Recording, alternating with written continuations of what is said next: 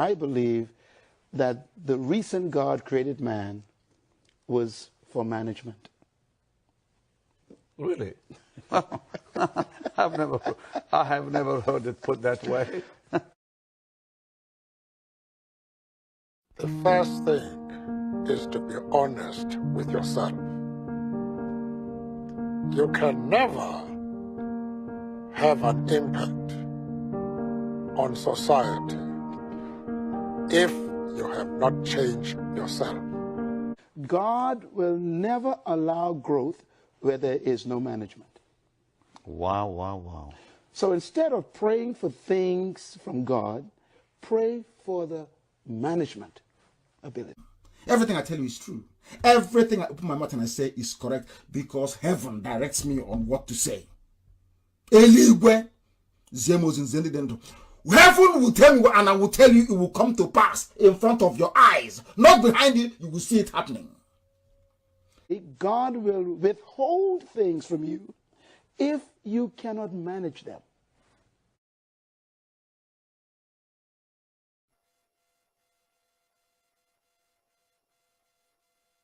When you look at the facts that something around 1 million people perished as a result of the actions of the British and Russian and Nigerian federal governments. Vis-a-vis what we see in Nigeria, which is truly not, it should not be surprising. Look, what's happening in Nigeria is barbarous. It's horrible. I mean, it's complete madness, yet it's not a priority. The United States unilaterally could do almost anything it needs to do. It would be a long-term effort, but it could be done. And the United States has the capability. All the elements of power, we have those. So why not? It's not a priority. That's the problem. We are committed elsewhere in the world. Black West Africa is not a priority.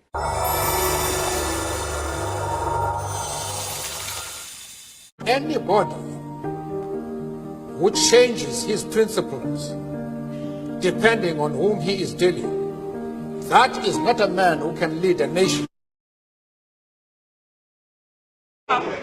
Excuse me. They can't tell me. No way. When the time comes, it's okay. What stupid country is this? So when you see you tell somebody's secret, when you like, you tell a secret. When you like, it's in public. What stupid country is that? What stupid country is that, I ask you? When you like, you try and when you like to try in private, they are killing my people. They are killing my people. They are killing my people. They are killing my people. After killing my people, you tell me to tell the secret? The person is mad. Completely mad. Tell Buhari, that's what I said. That he is mad. He cannot tell me. He cannot tell me. He's a madman. There's a contempt of court proceedings here. Contempt of court. They don't obey court order. They don't obey court order. You're telling me secret trial. Is the person mad? I, Nnamdi Kanu, will sacrifice anything sacrificable to make sure that Biafra comes. We hereby declare no election, no 2023 general election in Biafra land. This no election in Biafra land has been activated. We are going to make it a task that must be done by every Biafran. All measures will be put in place to make sure the adequate civil disobedience is implemented to stop the election in Biafra land.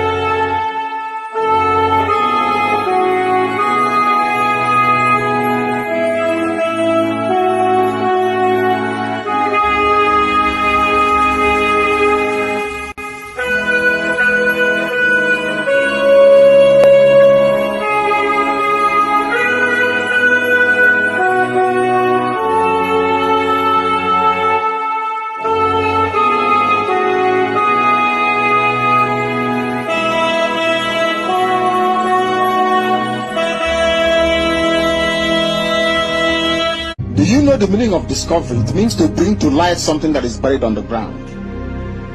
If you can accept that, then you know that Biafra is coming. There is nothing man can do about it. It's too late. Way, way too late. The countdown has begun.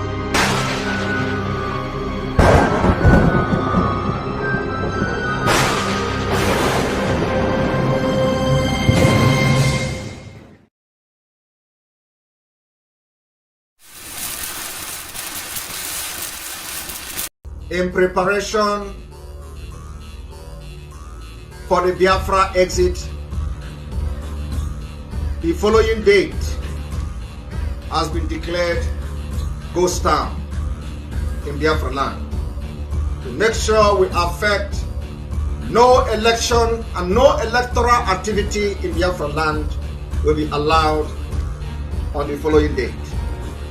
The 9th of December 2022, Biafra land will sit at home. On the 10th of December 2022, Biafra will be under lock and key.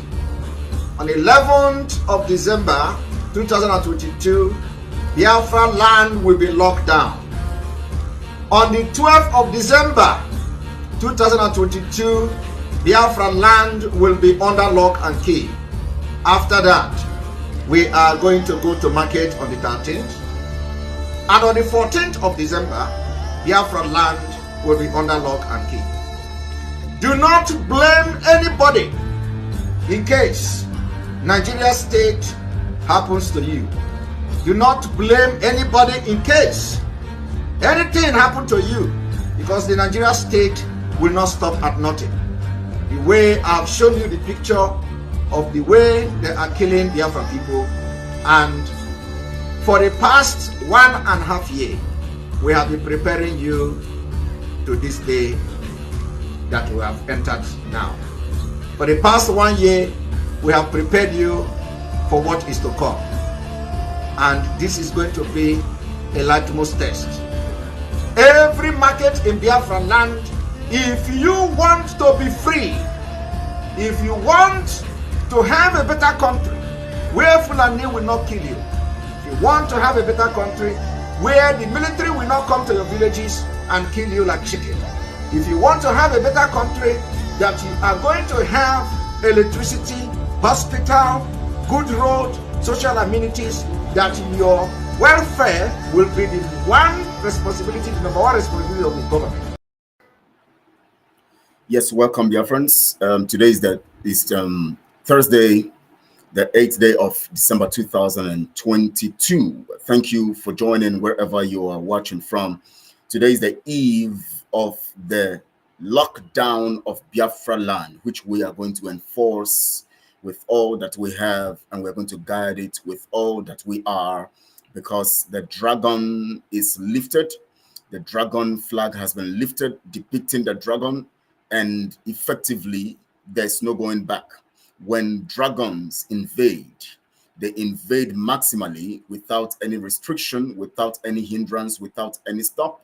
The evidence of a dragon being unleashed is clear that no human can stop it, especially when this has to do with spiritual cognizance or spiritual implication or spiritual representation. We are here today to actually propagate this gospel today being Thursday, the 8th day of December, and of course the eve of this total lockdown of Biafra land. I want to welcome you to Recreating Biafra program. Remember, every of the segment of programs this week, they are all dedicated to the issue of the seat at home. And that's why Recreating Biafra today, we are still talking about the dragon and the unleashing of the dragon and why the dragon cannot be stopped. I'll give you vivid and very effective knowledge about why the dragon cannot be stopped. And I'm going to also use scriptural position to actually express and analyze what I'm going to be talking to us today.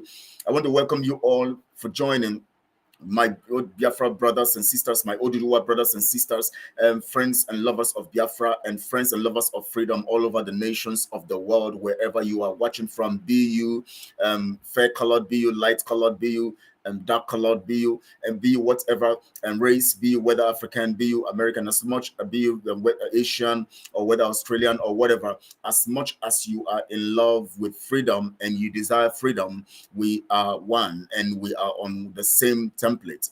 And I want to assure you today that those who love freedom are the people who are on the side of truth.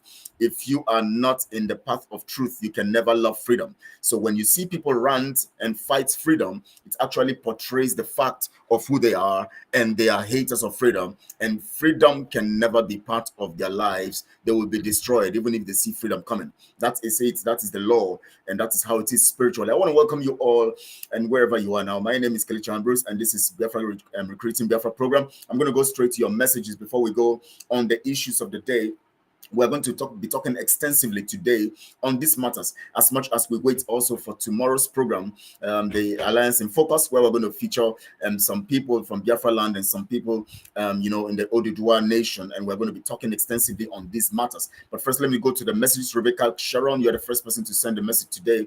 Thank you so much for being the first, and of course sending the love emoji as a representation of your presence here. And of course the love is for me and for Biafrans and also for you, and so we accept it, we work on it, because the instrumentation of love is why we are doing what we are doing. The instrumentation of love is why we are proclaiming freedom. The instrumentation of love is why we are sacrificing everything that we are, everything that we have, and all our intellectual ability, and everything that has to do with our physical capabilities and capacities, and everything that we are maximally made of and strengthened and given by Chukwokike to actually do what we have to do in the context of the freedom of God's people. That is because of love we are doing all of this. For God so loved the world that he gave his only begotten son. So there is a reason for you to understand that love actually portends sacrifice for a particular cause of freedom.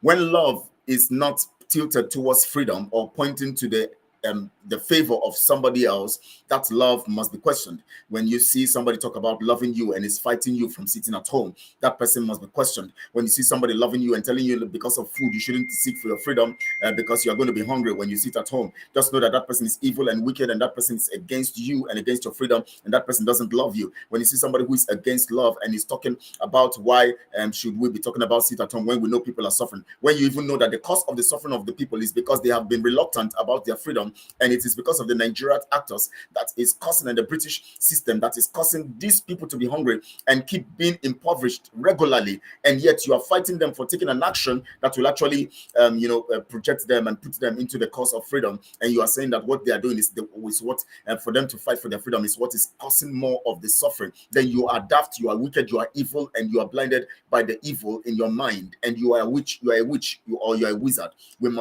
We must investigate you and know who you are. When love speaks, it takes every drastic action. It deprives itself of. Jesus fasted for 40 days because he loved. He was hungry for 40 days because of love.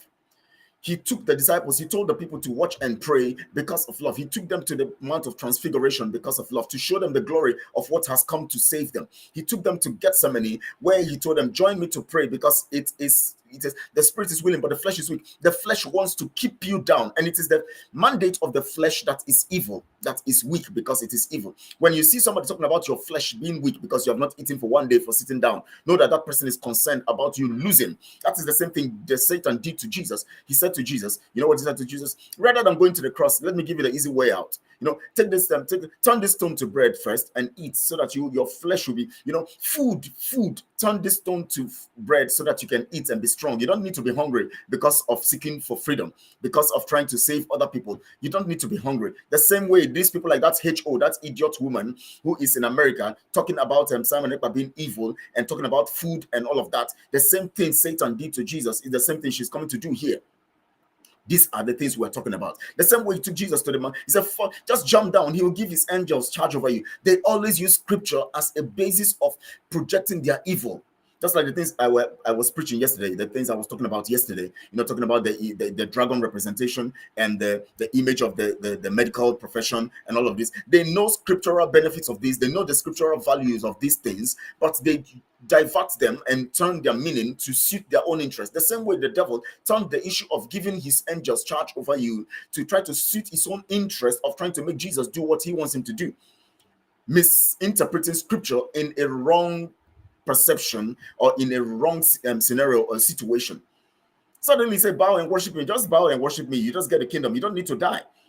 They always, and when you talk about bow and worship, it reflects what is happening with the Fulanis. The politicians going to the Fulanis to bow down, and the people saying that we have to go through the constitutional process and do it the way the zoo wants it. You go through the House of Assembly to seek for your freedom, and that is bowing to worship the devil to think you are going to get your freedom. It is not possible. When you do all of those details, now one, understand that the contraption Nigeria is ruled by the Fulanis, which means that they are custodians of the constitution. They are the owners of the constitution. They determine what happens and dictate what happens through the constitution. So when you begin to go through their means, you call legal means, to try to get your freedom, you are bowing, just like Satan was telling Jesus, to get your freedom, bow. To save other people, bow. And that is what they want Mazi Nnamdi Kanu to do. That is what they want Simon Ekpa to do. And that is why we said, no, we are going to take it by ourselves. Jesus said, no, get thee behind me, Satan. Why should I buy? You shall worship the Lord your God. And that is what we have come to do, to worship the God of Biafra, Chukwokike. We're not going to bow to Fulanis, going by the constitution, going by their courts and all of those details, waiting for them to use their process to deny us of our freedom. We are going to take our freedom by worshiping so that we can worship our God. We're going to bow to our God by fighting for freedom. When Jesus went to fight for the freedom of humanity, he actually bowed to the God who sent him. If he had bowed to Satan, he might have lost it, but he had to bow to God by going to the cross. The same way also we are taking up the sacrifice by bowing to Chukwu Okike. By the sacrifice we have taken up, it simply means we are bound to Chukwu Okike and we are in the course of the mandate.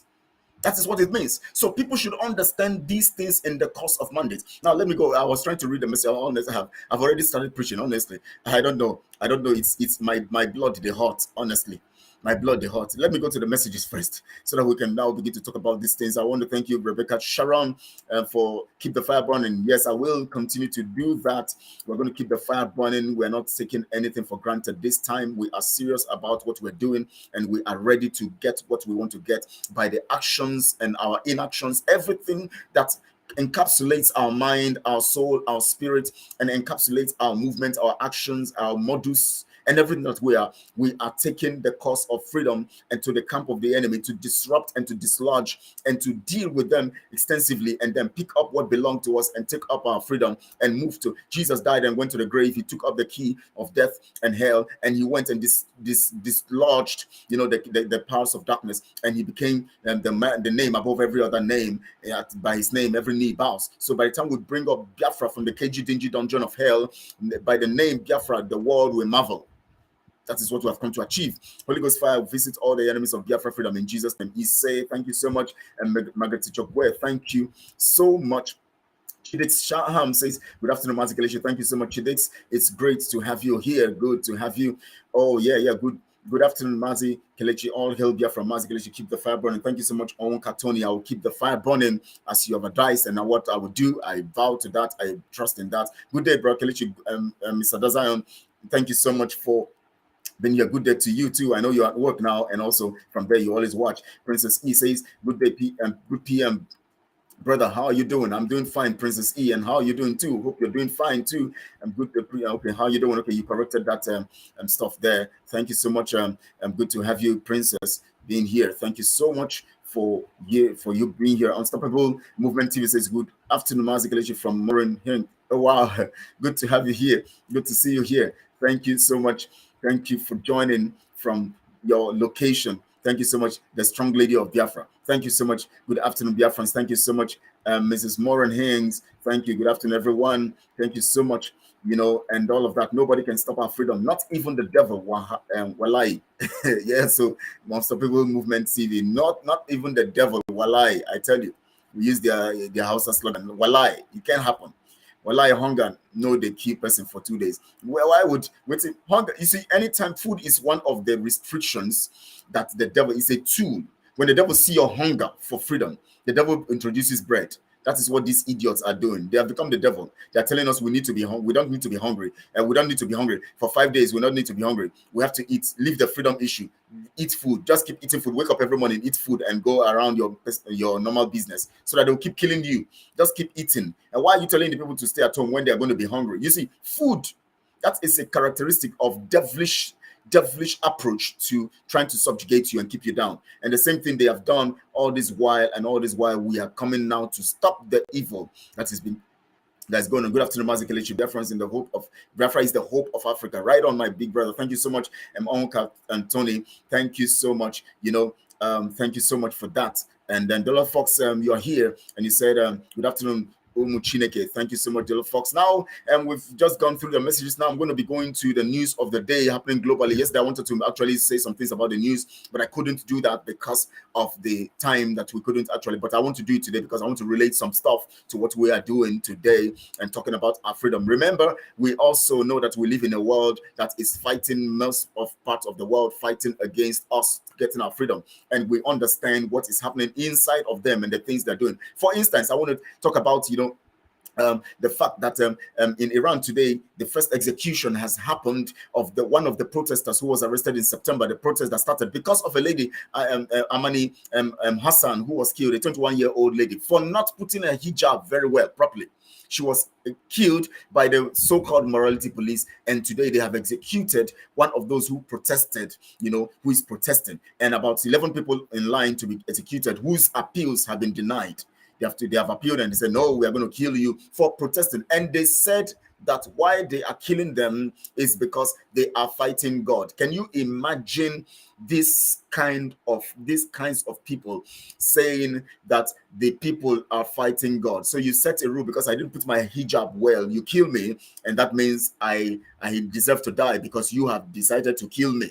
So when you decide to kill them, they deserve to die because God wants them to die. That means you become the God that kills, and then you determine who is fighting God by killing people who protest against the human being that you have killed, that you don't have the capability to create, that you were created the same way they were created. You don't even know how you were created, and they were created also. You kill them because they didn't put on their hijab very well. The hijab was not well put, and you decide that God wants them dead through you, whom he created as mortal, also as empty, as sinful as you are also, and as wicked, and as I tell you that religion, especially when we begin to accept this fact of Islam that they are trying to impose on us, that is why we are fighting, because we know that these religious programs that they have designed in their context of Islam and in the way they want to handle it is flawed. It's an abomination to us as Christians and as people who live in a world who understand God. So that is why we have come to fight this malaise that has beclouded, the minds of so many so-called Nigerians, where they even fight themselves, those who have come to fight for their freedom, so that they will remain enslaved, so that they will remain in subjugation, so that they will remain in that position of nothingness. What you can imagine when somebody gets so bad and so lost and so prodigal that they forget that they fight what is coming to save them. They fight what is fighting for them. You can imagine now why let's just look at these things critically. For instance, because of the Fulanese, we lack the capability to transform our raw materials into finished goods, even crude oil. Because of the Fulanis, in spite of how talented we are, in spite of how gifted we are, in spite of, you see the level of waste, they transport these things to foreign lands, and then they invest in those foreign lands with the money they steal from us by transporting these things to those foreign lands. They get there and they join the foreign people to create these things into finished goods, and they bring them back to us to buy at heavy cost.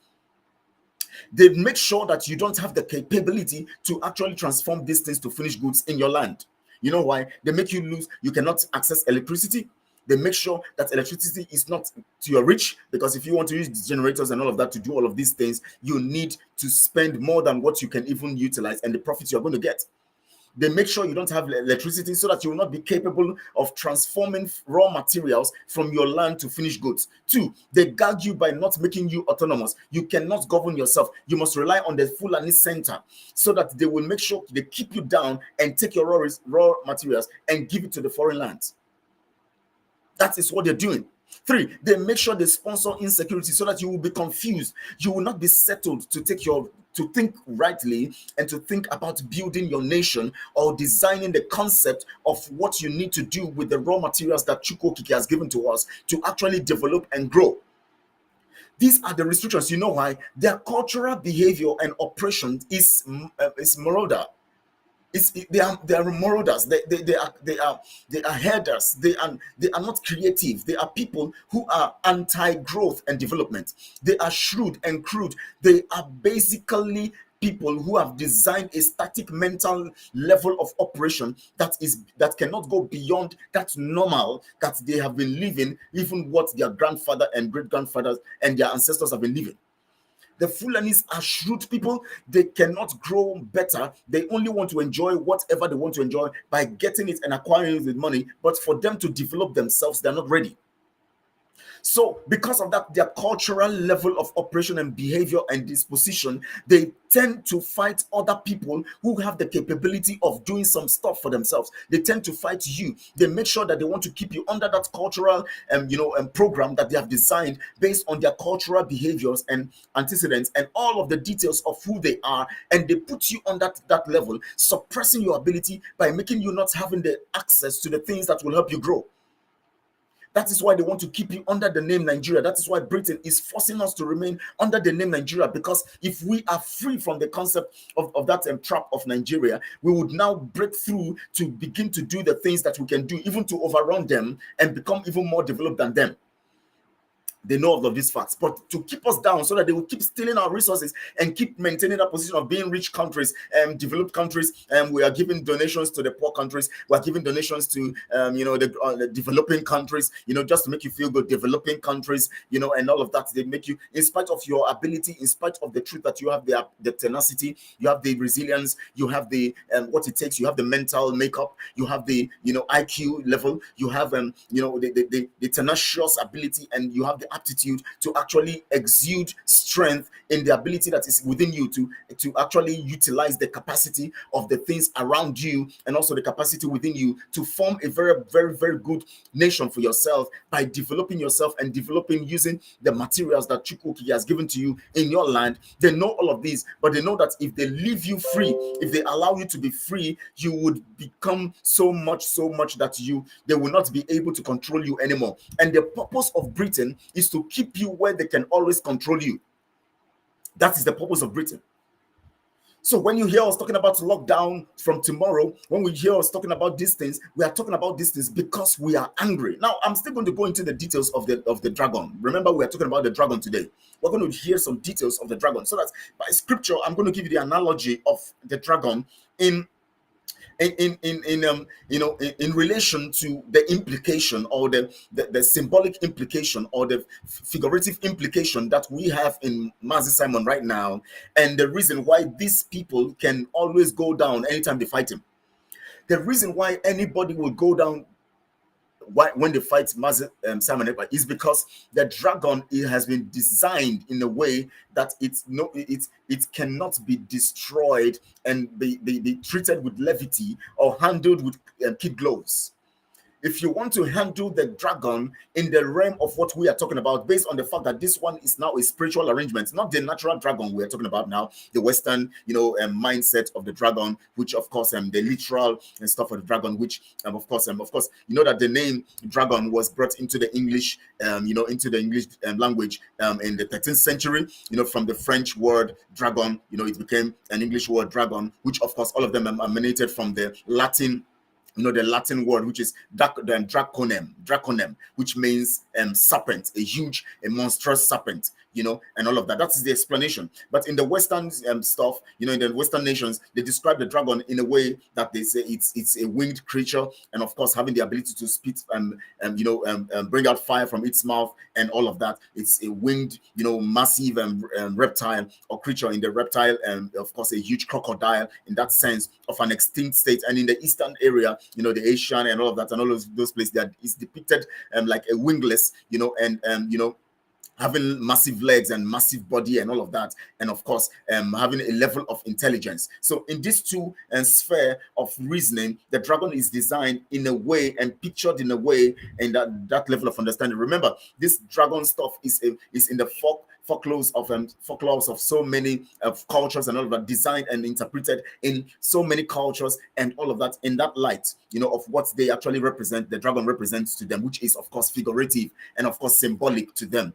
in symbolism, this is expressed in their own cultural way, in the way they want to understand and take the strength of the dragon to be interpreted in the concept of what they want to portray of their culture, their traditions, and what they represent. So in the actual sense, the literal dragon is utilized as a symbolic representation of a cultural value in a sense, or in a particular order of an understanding, or trying to pass a particular message figuratively to the people who are under that particular culture, and of course to the world at large, to understand how this culture operates. That is what the dragon represents.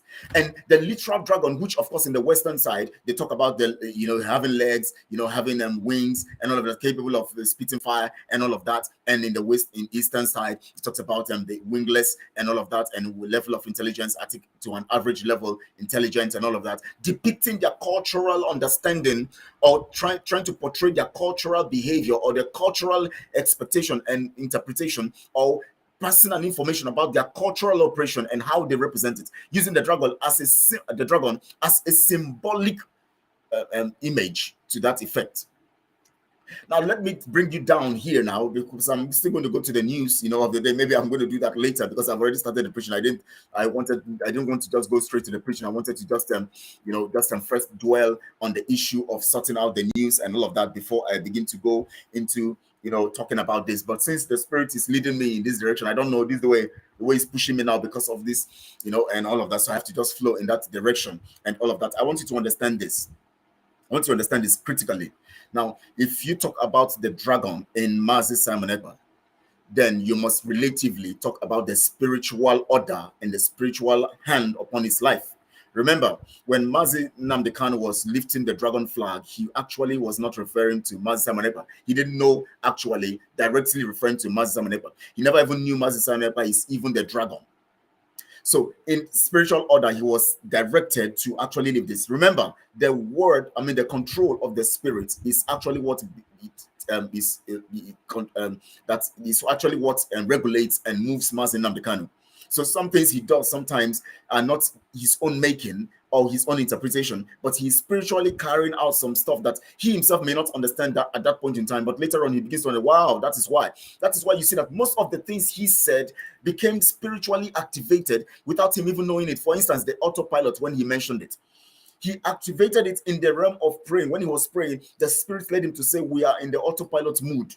He never knew the implication of that, not knowing that it is going to form the basis of what is going to happen after Chukwu is going to take him aside for a while before he comes into the scene.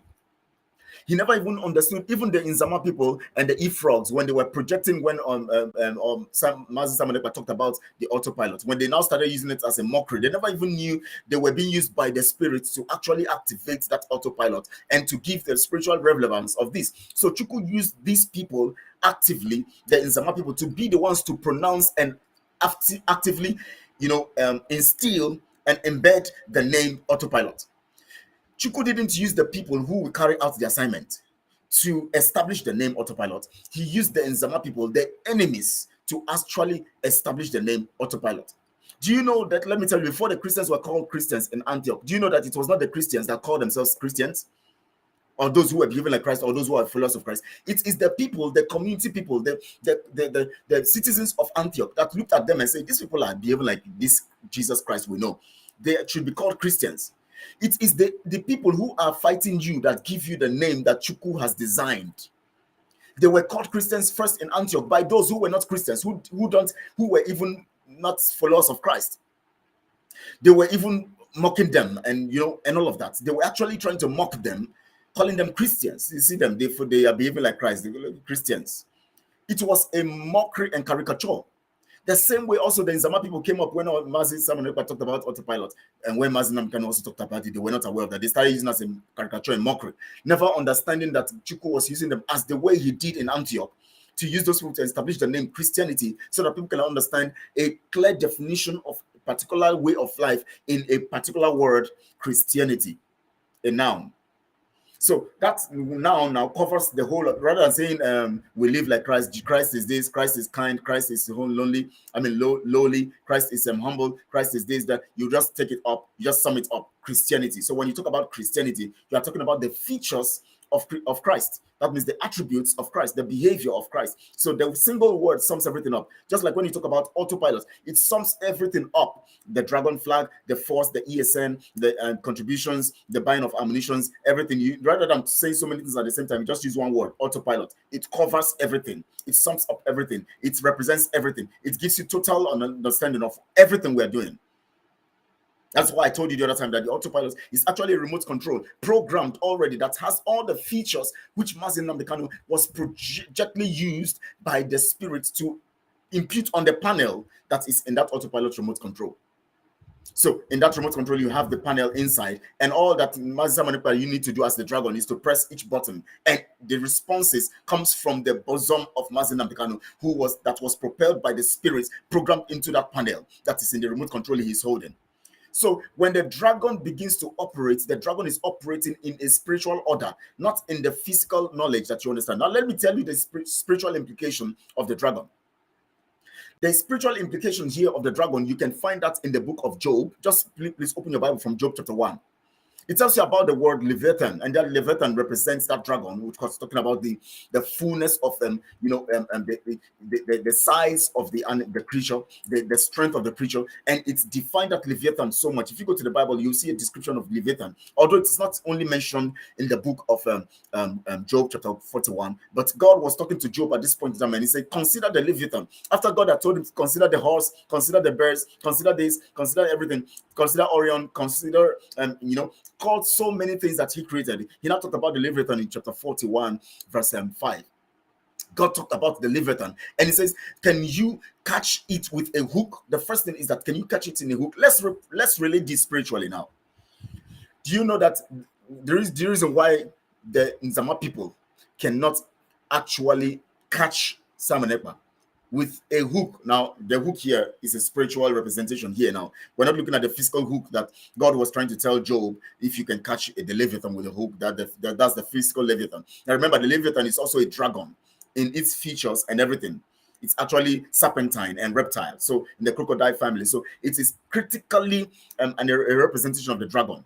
So now we're using this analysis now to express the spiritual implication. Now, remember, this particular order of being a dragon is spiritual, not just the physical dragon. As I told you yesterday, that the issue of the dragon is not spiritual. Now, let me tell you why they cannot get him. Now, scripture says in Job chapter 41, verse 1, he asked Job if you can catch the Leviathan with a hook. Now, spiritually, let me tell you something. Before you can access a spiritual instrument to actually hit at somebody, you must have the spiritual order and right to actually strike, which means that you must be informed with the spiritual order that calls you into a particular order to actually exude a particular form or format of expression towards a particular order or thing. So now Job is now called into this order of the physical expression of the Leviathan. Now, in this order of Biafra movement, now in freedom, we bring it to the order of the spirit, where the spirit becomes the order. Rather than using the physical hook, now we talk about spiritual hook here, which is a feature that is supposed to be an instrument to be able to actually see if you can, you can capture the Leviathan or the dragon. Now, God is now asking Job, can you catch the Leviathan with a hook? That means the hook, in a physical term, hook it's not strong enough to hold a Leviathan. It's just like going to catch a fish, going to catch a Leviathan with the hook of a fish. It doesn't make sense. So the strength of your hook must be so much so, because now let's look at it critically. Do you know that in spite of the fact that the Bible has given so much description about so many animals that cannot be tamed, human beings have been able to, by the wisdom of God, be able to create some stuff that will help to tame some animals and restrict them and all of that. Like the tranquilizers and other things you can use to grab them and carry them, and trucks and all of that, all this stuff that you can use now, because God gave us the wisdom. So which means that if you have to do the things that you have to do to arrest this kind of beast or animal, you need to exude a particular revelational ability to be able to create something that can do it. Now, when it comes to the realm of the spirit now, in terms of the dragon, which Mazi Ekpa represents, the spirit ordains him in the features of the dragon to operate in the realm of the spirit and also execute things in the realm of the physical.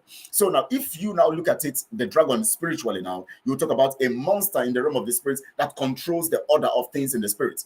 So now, being a monster in the realm of the spirit that controls the order of things in the spirit, then you must also think about the features of trying to capture this order or capture this beast, the dragon, with some instruments. Just like you can use the physical instrument to describe the natural form of it, of trying to capture the dragon, you also have to do this in the level of the spirit, where you now have to interpret this concept of these materials in the realm of the spirit. So now Job now is told, can you capture the Leviathan, the physical Leviathan, now with a hook? If you want to capture it with a hook, you must design a very particular, you must go extra mile with your gift and talent to be able to try to create a kind of hook in a pattern that will be able to capture the Leviathan, which means you must have access to a level of wisdom, because you can't capture the Leviathan with any hook. So you must be able to capture it with a level of understanding. You must exude a level of intelligence to be able to create. How does that intelligence work? It means that you must understand the instinctive operation of the Leviathan, and then be able to discover the ability within you to actually counter or to utilize the instinctive, ability of the Leviathan, and then tame it in that order. The same way also it goes in the realm of the spirit. Now, since Moses Amarekpa represents the spiritual order of the dragon, it simply means that anybody who will want to capture him in the realm of the spirit must understand spiritual order. That means you must have been mandated in the spirit with the spiritual level of force and power to be able to deal with him in that regard. So which means that if you want to capture him when it has to do with spiritual things, for instance, we look at this in Zama people, all of them going to juju people, going to juju house to invoke the name of Moses Amarekpa, the name of Mazi Namdekanu, the name of the ESN people, invoking people, trying to call people to kill this one and to do that, going to all juju house, bearing cows and doing all of this stuff. Do you know why they cannot succeed? Because their spiritual ability is restricted to the point where the force that is in control is greater than the force that they actually exude. So when they create a kind of hook in the realm of the spirit, that hook is insufficient or incapable of holding down the dragon. Because the strength of the dragon in the realm of the spirit is greater than the kind of knowledge they have to create a hook, because the operation where they operate, the level of spiritual order they operate is lower than the level of the spiritual order the dragon exudes or operates in. So since it's not on the same level, it's just like when the scripture talks about we wrestle not against flesh and blood, but against principalities and powers and rulers of darkness of this world and spiritual wickedness in high places. Now it talks about spiritual wickedness in high places. That means there are low places of spiritual wickedness, talking about principalities, powers, rulers of darkness, stage by stage. So you can think of a spiritual order in the level of low places competing with spiritual order in the level of high places. I don't know whether I'm making sense now. Please let me take. I was supposed to take my agbo very early this morning, but I drink agbo every morning and every night. The one we call agbo, that's we call neem. This neem leaf. They call it dogoyaro. Yes, you cook your dogoyaro. Only dogoyaro. I cook it. I take it morning and night, and I don't fall sick. So please join me to enjoy this nice sweet drink. That's dogoyaro. If it's some people now, they'll be squeezing their face. But I take it now, and I'm still smiling. That tells you that, you see, sometimes we it's about it's about what your mind can actually accommodate. Now he asked him, he said, "Can you catch the Leviathan or the dragon with a hook?" It is impossible. Can this Nzama people and this Ejiofor group and all of their evil capture the dragon with a hook in the realm of the spirit? It is impossible. That is why they will continue to fail, because when they put up forth a hook, the dragon squeezes the hook and comes for them. Now you see it now. That's the hook they try to use, Ejiofor and co try to use against Moses Amarekpa is actually being used on them again. The Leviathan now, the dragon now is now using it against them, because they are actually the ones that are not capable. They are the ones that are guilty. They are the ones that are actually not ordered by the realm of the spirit. God was asking him again. He said, "Can you capture?" He was asking Job, "Can you capture the dragon or the Leviathan by the tongue?" Now, imagine, let's relate the tongue spiritually here now, figuratively. Do you know that most of the things they have said, the abuses, the thing, even Barrister Ejiofor, I don't call him Barrister, I want to call him Ejiofor, one Ejiofor. Even Ejiofor himself, he said over his dead body will Mazi Simon Ekpa succeed or come to actually move, carry the mandate of this movement. Now today, the tongue he's trying to use to capture Mazi Simon Ekpa couldn't work. So you see figuratively now and symbolically that trying to capture Mazi Simon Ekpa using the tongue or capture his tongue and keep him incommunicado is not working. Rather, Ejiofor is looking for a way of trying to cut corners so that Mazi Simon Ekpa will stop talking about him. So you see, even when it comes to that issue of can you capture the Leviathan or the dragon, by the tongue, it actually portends the fact that you talking about taming of the tongue or trying to stop him from speaking or vomiting the fire that is in his mouth. He can't stop him. Ejiofor cannot stop him. The Izama people cannot stop him. The E-frogs can't stop him. So you see that the dimensional operation here is critical because there is a level in the spirit that you cannot attain, especially when it has to do with the creator. When the creator is in charge and ordains, every other force of action by any level of spiritual order is lower than what the spiritual, which is the creator, can actually exude. So the creator is actually always in charge, and every other form of order becomes lower. Can you catch the Leviathan by the nose? God was asking Job again, can you capture the Leviathan by the nose? No, you can't. And so the same way also they try to, how many times have they said that we want Nigerian government? Imagine the so-called freedom fighters telling the government that they are fighting to capture somebody that they say is fighting on the side of the government. Now, they said he's an agent of the government of the zoo, and at the same time, they are the ones ordering the government of the zoo to go and capture the one that is fighting for the government, the one that is being used by the government, and at the same time, they are the ones who also are being the government of the day, which they say the government is, which they are saying that is against them. There's the same government is saying that they have repented and they are looking up to them to try to do what they can do. Now you can imagine in this regard, it's so funny. Now there's one thing again that God was telling Job. He said, can you tame the jaw of the dragon? Now you can imagine, now if you read the description of the Leviathan or the dragon, you discover that it has thick jaw. Remember I told you that the dragon has a crocodile look and serpentine, it's a reptile stuff and all of that. It has this fierce feature, thick skin and ruggedness and all of that by the description of scripture, and of course the dragon has those features. Even whether you talk about the Western analysis of the dragon or representation of the dragon or the Eastern analysis or representation of the dragon, the fact is that they are fierce and dogged animals, and creatures, that are actually, that portend strength, energy, force, destruction, and so much. So in regards to this now, you can imagine that these features are evidently in Mazi Simon Ekpa and expressly being, described and seen in the context of actions and behaviors. Now, tomorrow, the sit at home begins and it will be enforced. That is the enforcement of this is the fire coming out of the mouth of the dragon. You must understand this. Now, God was asking Job, he said, can you regulate or bore this dragon or this Leviathan? Can you bore his jaw with a thorn? Remember, in Jesus' head, they put tongues. Can you bore his tongue or you bore him or you bore his jaws with stones? That means hook his jaws so that he cannot open his jaws and destroy and munch the enemies and destroy his prey. They can't do that. The more they try to attack Mazi Simon Ekpa, the more his jaws is clamping on them and destroying them. So, but yet they will not learn their lessons. They will not learn their lessons. They will not learn their lessons.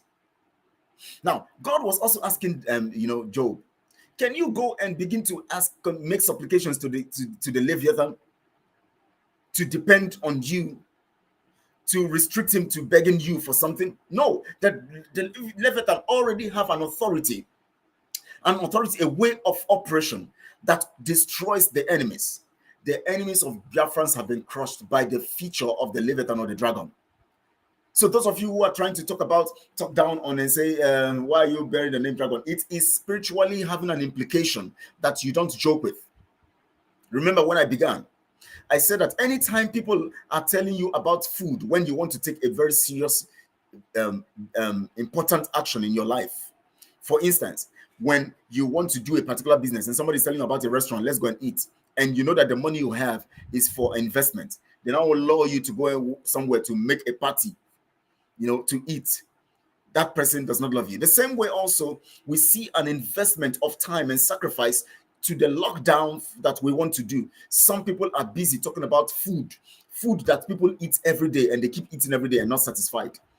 And somebody like that HO, I don't know what that HO represents. Whether it's, I don't know what it represents. Maybe I'm going to coin out a name out of it. I don't know whether somebody can coin out something out of that HO. That woman, she's playing the role of Satan. Remember, Satan came to Jesus. When Jesus was on a serious mission, Jesus needed to be hungry. Jesus needed to sacrifice food for the mission of freedom. Satan came to Jesus and said, please, you have to eat. Turn this stone to bread. You need to turn this stone to bread. You need food. And Jesus said, man shall not live by bread alone. There are some things you do, you just decide not to eat. You just decide to sacrifice your tummy, because sometimes our belly are major problems that we have, making us suffer. Our bellies. But look at this in Zama people. They come emotionally to you the same way Satan wants to come to Jesus with emotional, sorry, let me take my book or my dogoyaro drink.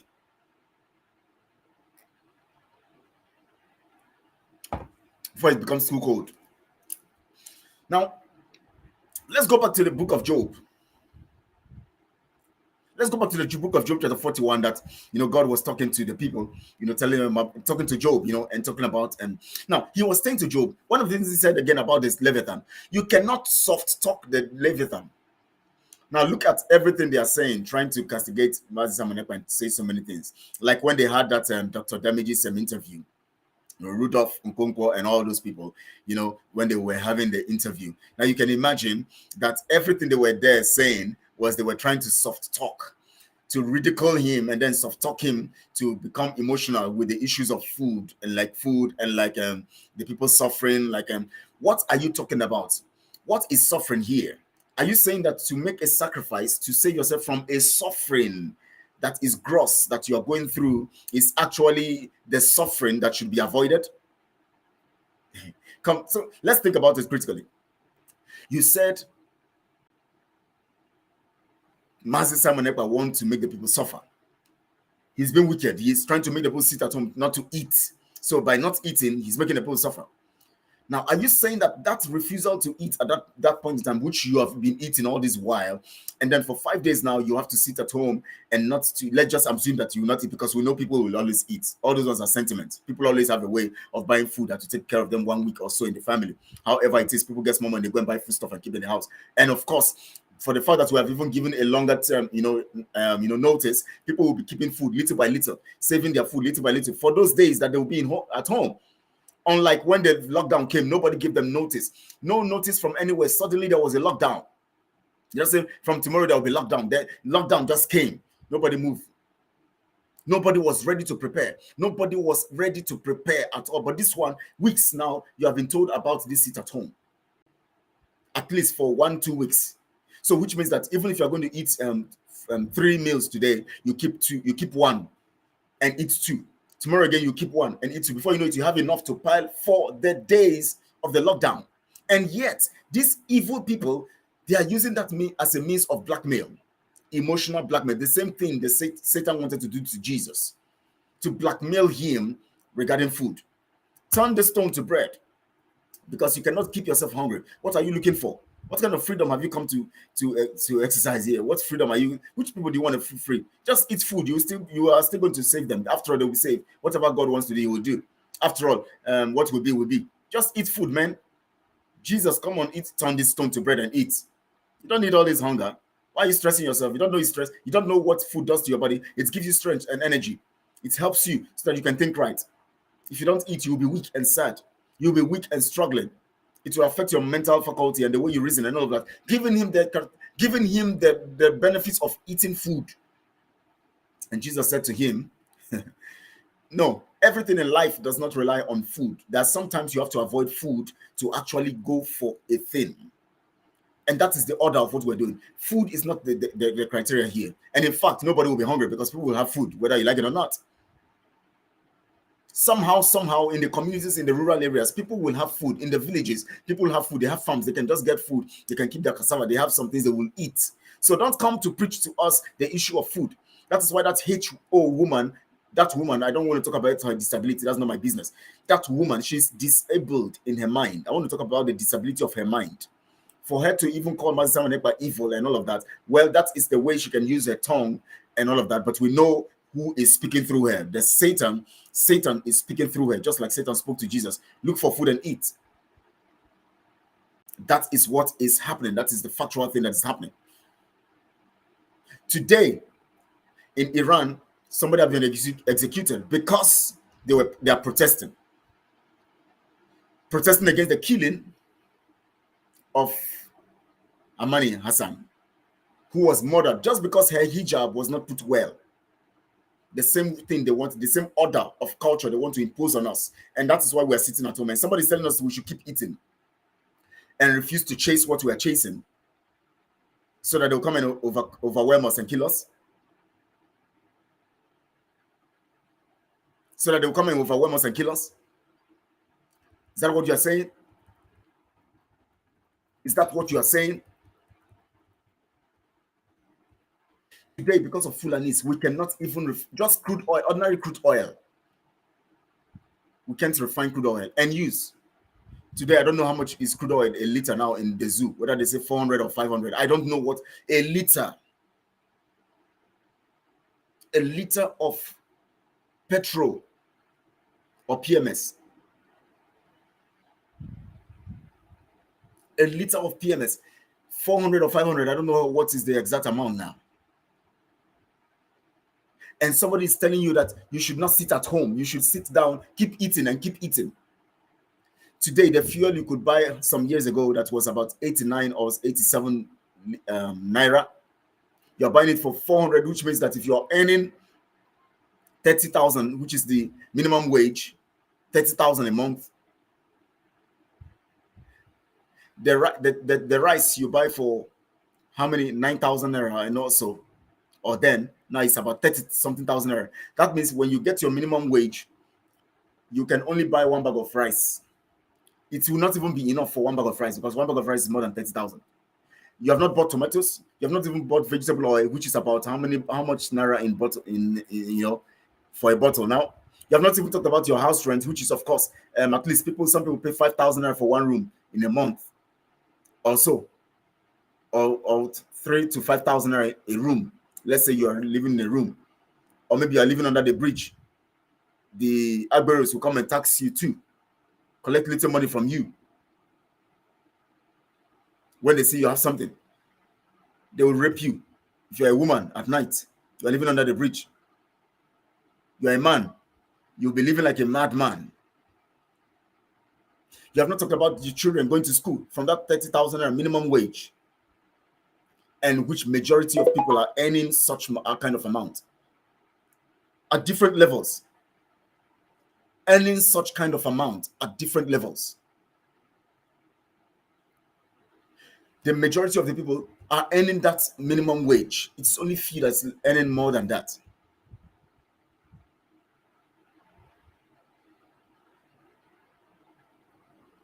Because of the Fulanis and because of Britain. And now they want to use the issue of food to becloud your mind. Now, do you know that over 360 million people are in one prosecution or one lawsuit or the other in the world because of religion? The same religion that the Fulanis is trying to impose on us. People are killed every day. Today we have over 360 million lawsuits, prosecutions on religion alone, all over the world. All over the world. So when we're doing what we're doing it with knowledge of what we know we have to do. The reason why these people cannot stop what we're doing, stop us from getting our freedom or to sit at home. Listen, this sit at home we're calling for, unless you are in the spirit, unless you are being untruthful to yourself, unless you are in the spirit, you will not understand the implication of it. But if you are untruthful to yourself, you'll keep fighting it, because that is where your destruction will come. Those of you who are fighting this sit at home, that is where your destruction will begin. That is where your destruction will begin. That is where your destruction will begin. So if you think that you just come do everything you see, you want to fight, you want to talk because they have given you 2,500 naira recharge card and everything, you just want to talk and all of that, you are just going to get yourself harmed and destroyed quickly without remedy. What has, is it not? Now look at this lady now, this Amani killed. That was killed. She was killed because of religion.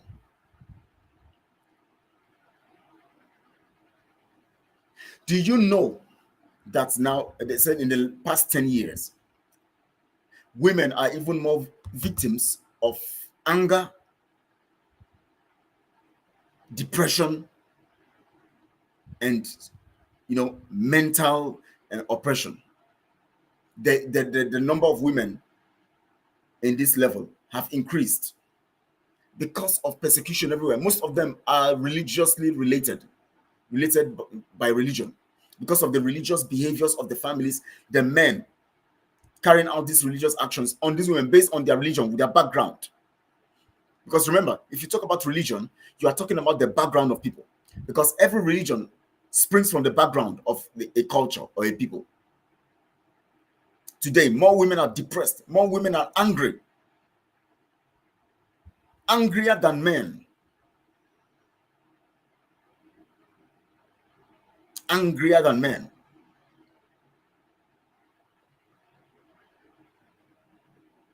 So when we are talking about sit at home, we are looking at basic, we're not just looking at, now who told you? Those of you who are saying, you see, those of you who, anything you hear, you don't think. Mazen Nambekano said, no sit at home. He is against it. It's people who have been bribed. You mean Mazen Nambekano will say that the reason why there should not be sit at home is because he wants to be free? Does that make sense?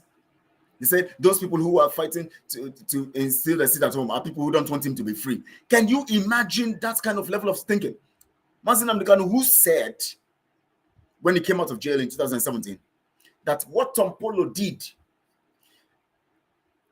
hijacking ship and causing war in the creek, was what has made him decide to face Biafra more. Is it the same Nnamdi Kanu that will now come and say he wants to be free, or don't sit at home because I want to be free?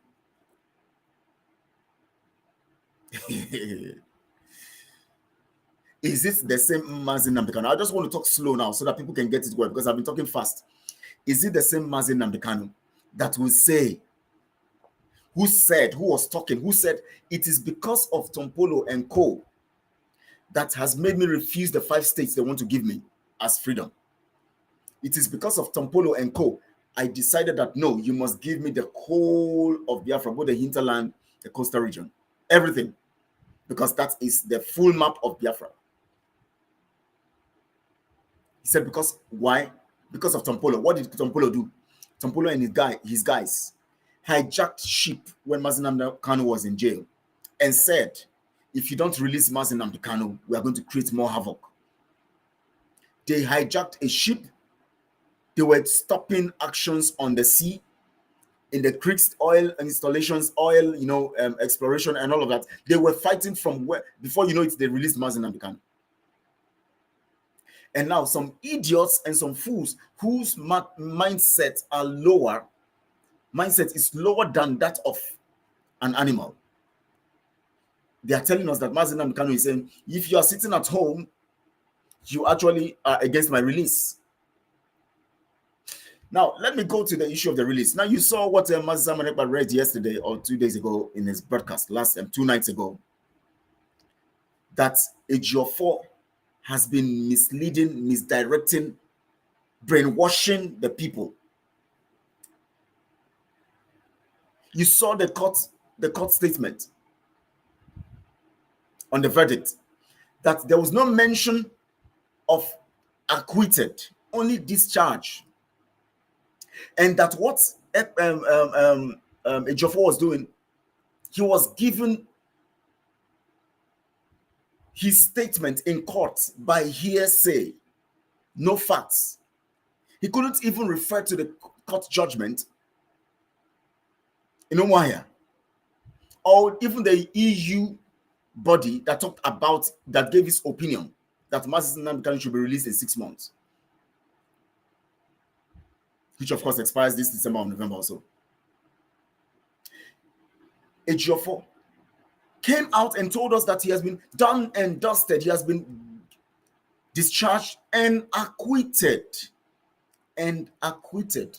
Whereas there was no acquitted in the judgment of the court. The same person has the audacity to bring one of his fellow namesake, Ejiofor, to come up to tell us that Mazi Samanekpa is against Mazi Nnamdi Kanu. That is what Mazi Nnamdi Kanu said. Because Mazi Nnamdi Kanu said that he is an enemy, he has collected money from the Nigerian government. So why is the Nigerian government fighting what he is fighting against? That's the big question. Why is the Nigerian government fighting the man they have paid? And why is it that it is these ones who are saying that the Nigerian government has paid Mazi Samanekpa to do this at home and other things? Why is it that they are the ones whose action is going contrary to what should be done to free the people? Why is it that they are the ones who are telling you now that you should rely on Ejiofor with his court processes? Why is it that suddenly the so-called people who believe that freedom is coming are now depending on the courts through Ejiofor? And now, obviously, Ejiofor now is obviously seen as one who is actually against Mazi Nnamdi Kanu. So what does that tell you?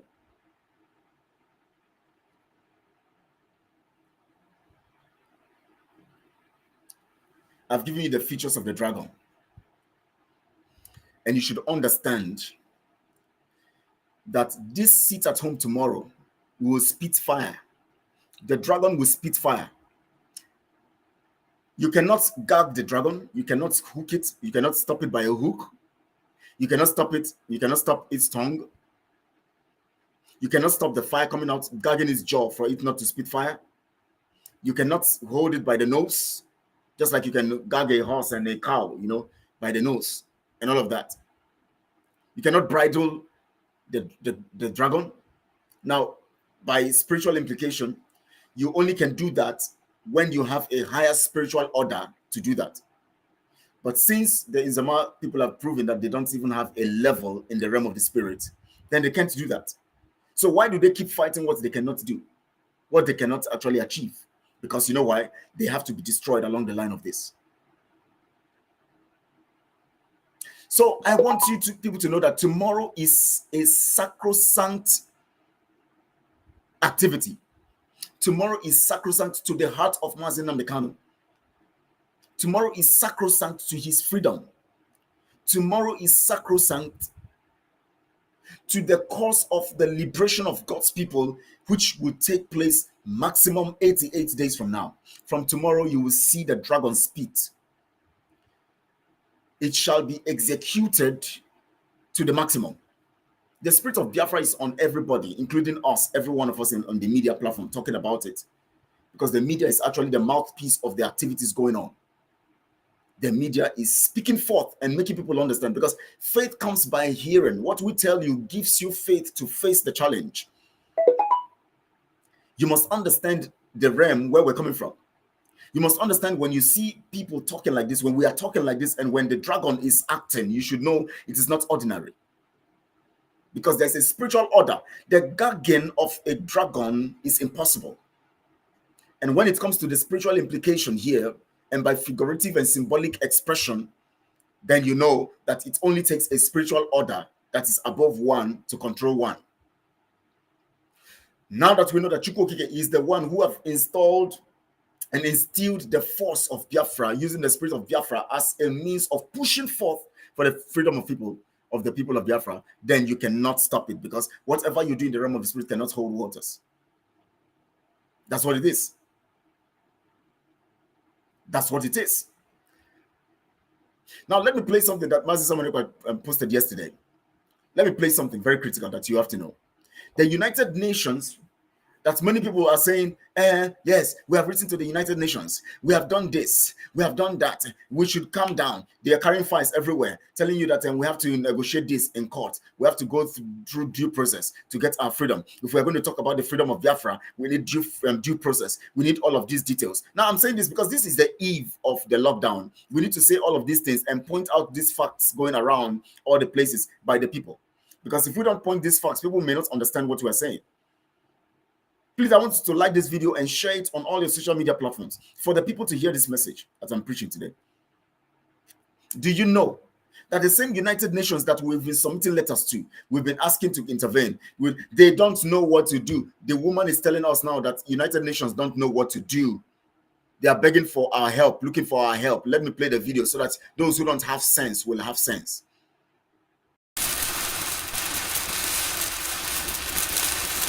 I want to seek your help with an important initiative, the development of a new agenda for peace.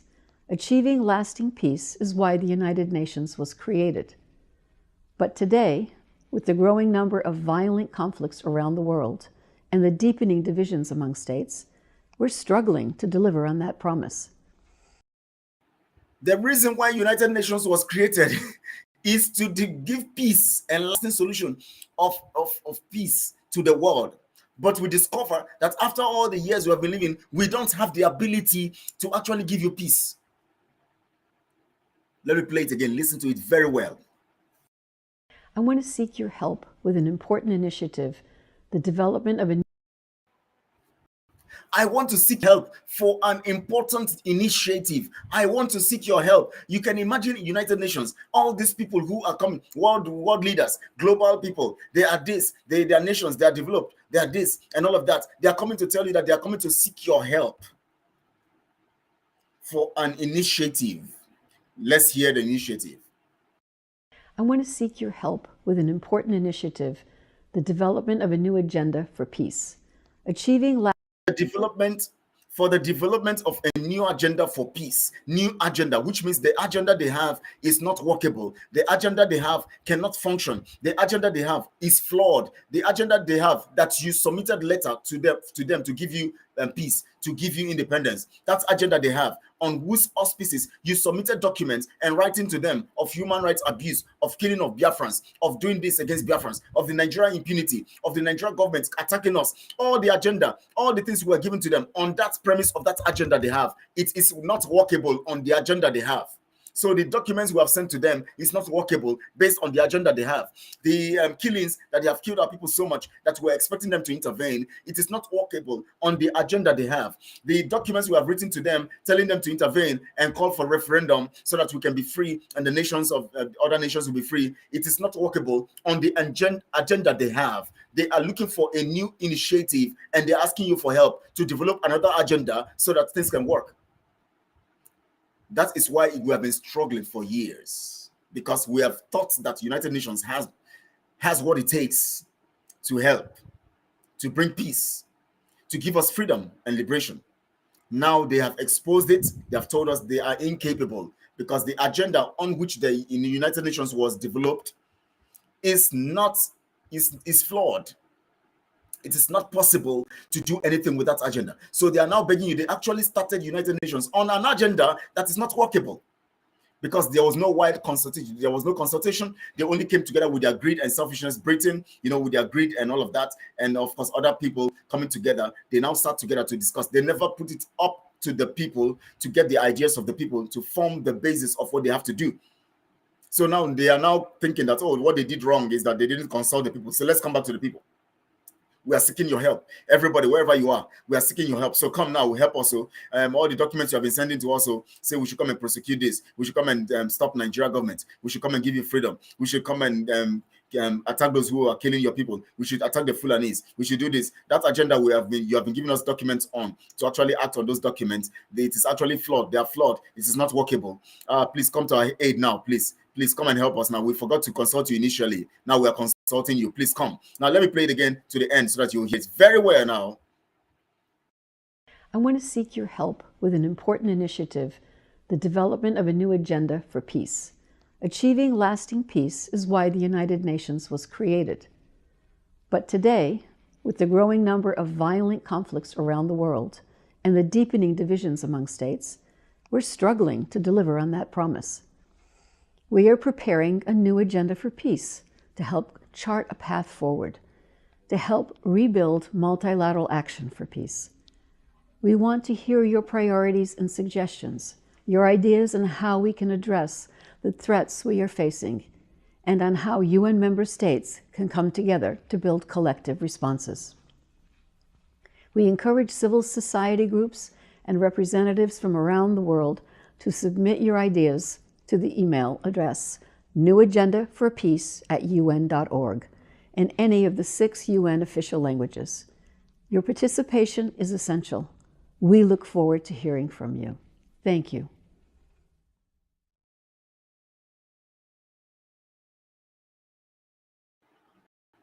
Nanugo, have you guys heard? Have you guys heard? They said they are struggling. They cannot do it. They don't have what it takes. They don't have what it takes. I will play it one more time for those ones that their ears, they are so dumb. So you think and we should be carrying file like Tony Nadi and co, walking around everywhere, submitting documents. If United Nations cannot do it, where you expect to have reasonable people, it is the Fulanis that will give you freedom. So all these ones Ejiofor and co is doing or are doing. So you think it's going to give you freedom when the United Nations is handicapped? The United Nations that have nations that should be reasonable, at least most of them are not Fulanis. They should be reasonable. They are handicapped to do for you. Is it the Fulanis that don't even have sense? The Fulanis that don't have sense and also are handicapped mentally. Is it they are the ones that will give freedom? And you're telling us you are going the way you are going about it. You are going about it too violently. What do you mean by violence? Violence, when they are coming to kill you, you are talking about violence. Are you saying that when somebody is coming to kill you, you sit down and carry your Bible and sit down and open Bible, and the person is holding machete coming after you with machete? Or somebody just break bottle now, come they face you, they pursue you. You can't stop, can't say, please now, brother, let's see, we have to discuss this matter. Is that how to approach an attack?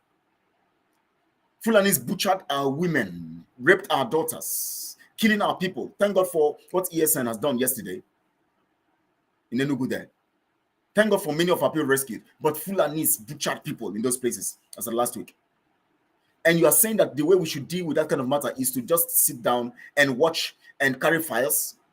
Tony Nadia and all these Nzama people and all these Ejiofor and all these evil idiots, empty brains. You are telling me that somebody is attacking you. You saw somebody break bottle and coming towards you with bottle to stab you. You will stand and say, oh, please, brother, please, is that what you're going to do? And you start opening the Bible or carry file. You guys should be careful. Self-defense. United Nations is the place where you carry files because they don't have the template. So all the files you have carried, all the documents you have submitted, everything you have done is on their table. But you submitted them on an agenda that is not workable. So everything you have told them to do, know that they cannot do it. For the next 200 years, they cannot help Biafra. You know why? They have a template that is not workable. You heard it from this woman. It is not a Biafran that spoke. It is a woman in the United Nations. She is the PA to the United Nations Secretary General. Maybe I should play it and remove this stuff on the screen so that you can see the name very well, so that you understand what I'm saying. So I can see the details as you watch and as you listen. You can see the details very well. That's what I should do. That's what I should do. That's what I should do. So let me go back to, let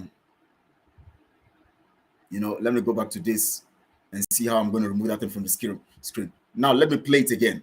For those who don't understand, when they hear something first, they have to hear it about 3 times or 4. I'll play it 2 more times so that you will hear very well. Listen.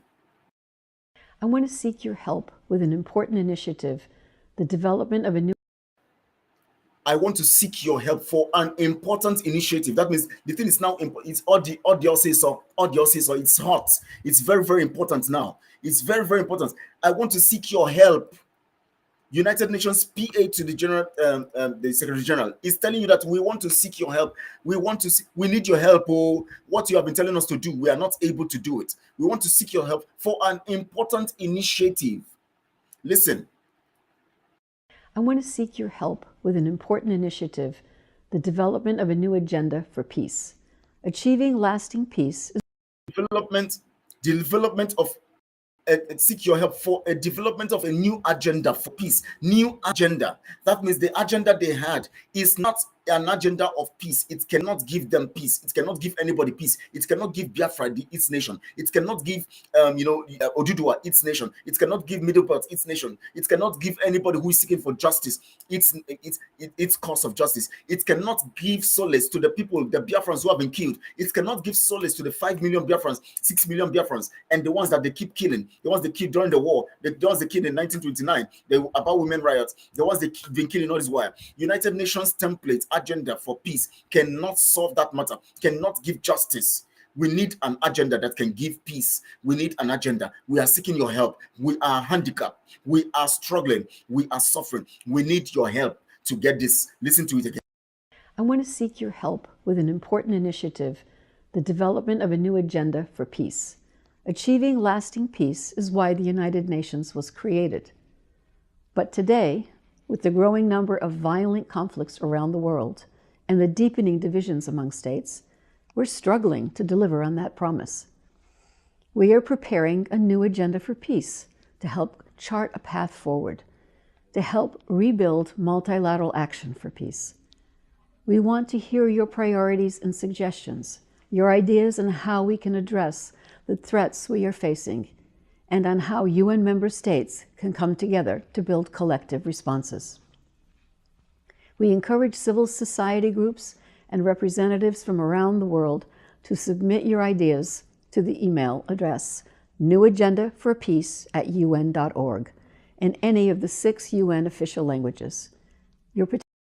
Now, she said the reason why the United Nations was created is for lasting peace, to solve the crisis problem, to solve the problem that you have in the zoo, and that you have sent your fire, that Tony, Nadia, and co have been working with fire, working everywhere, carrying map everywhere.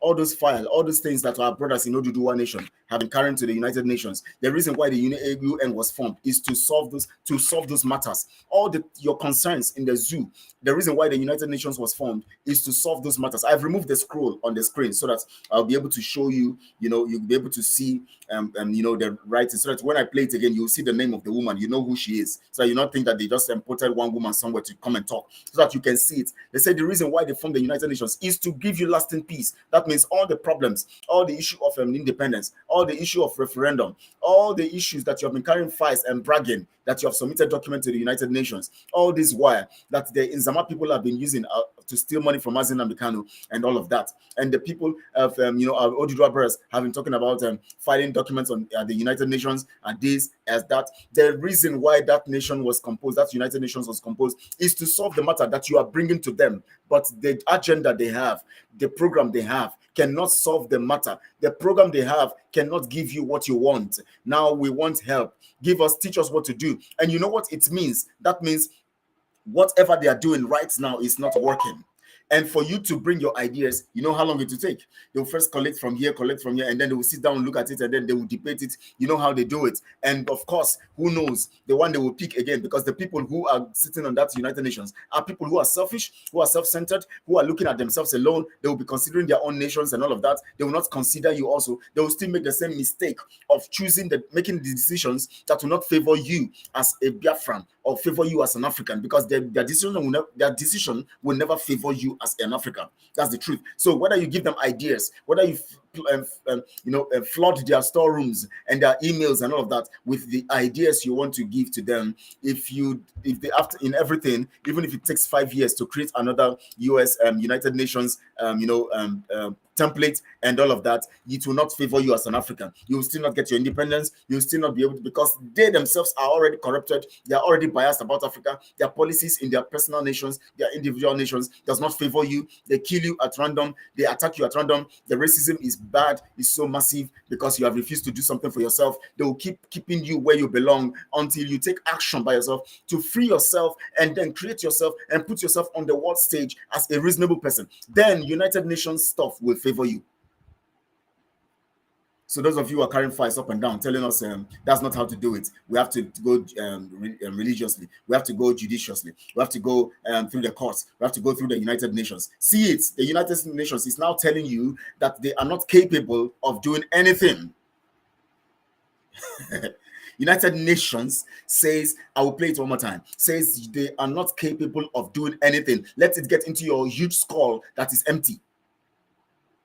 Tell Ejiofor and his cohorts and all those one Nigerianists who are looking for opportunity to steal. So they use the issue of courts and United Nations to delay people's freedom until Fulani takes over our lands. Tell them that that big skull they carry that has small brain in it, they should listen to this video. Tell them. Let me play it one more time. I want to seek your help with an important initiative, the development of a new agenda for peace. Achieving lasting peace is why the United Nations was created. But today, with the growing number of violent conflicts around the world and the deepening divisions among states, we're struggling to deliver on that promise. We are preparing a new agenda for peace to help chart a path forward, to help rebuild multilateral action for peace. We want to hear your priorities and suggestions, your ideas on how we can address the threats we are facing, and on how UN member states can come together to build collective responses.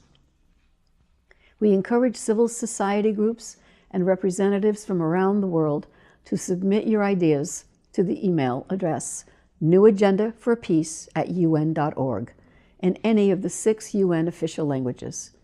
Your participation is essential. We look forward to hearing from you. Thank you.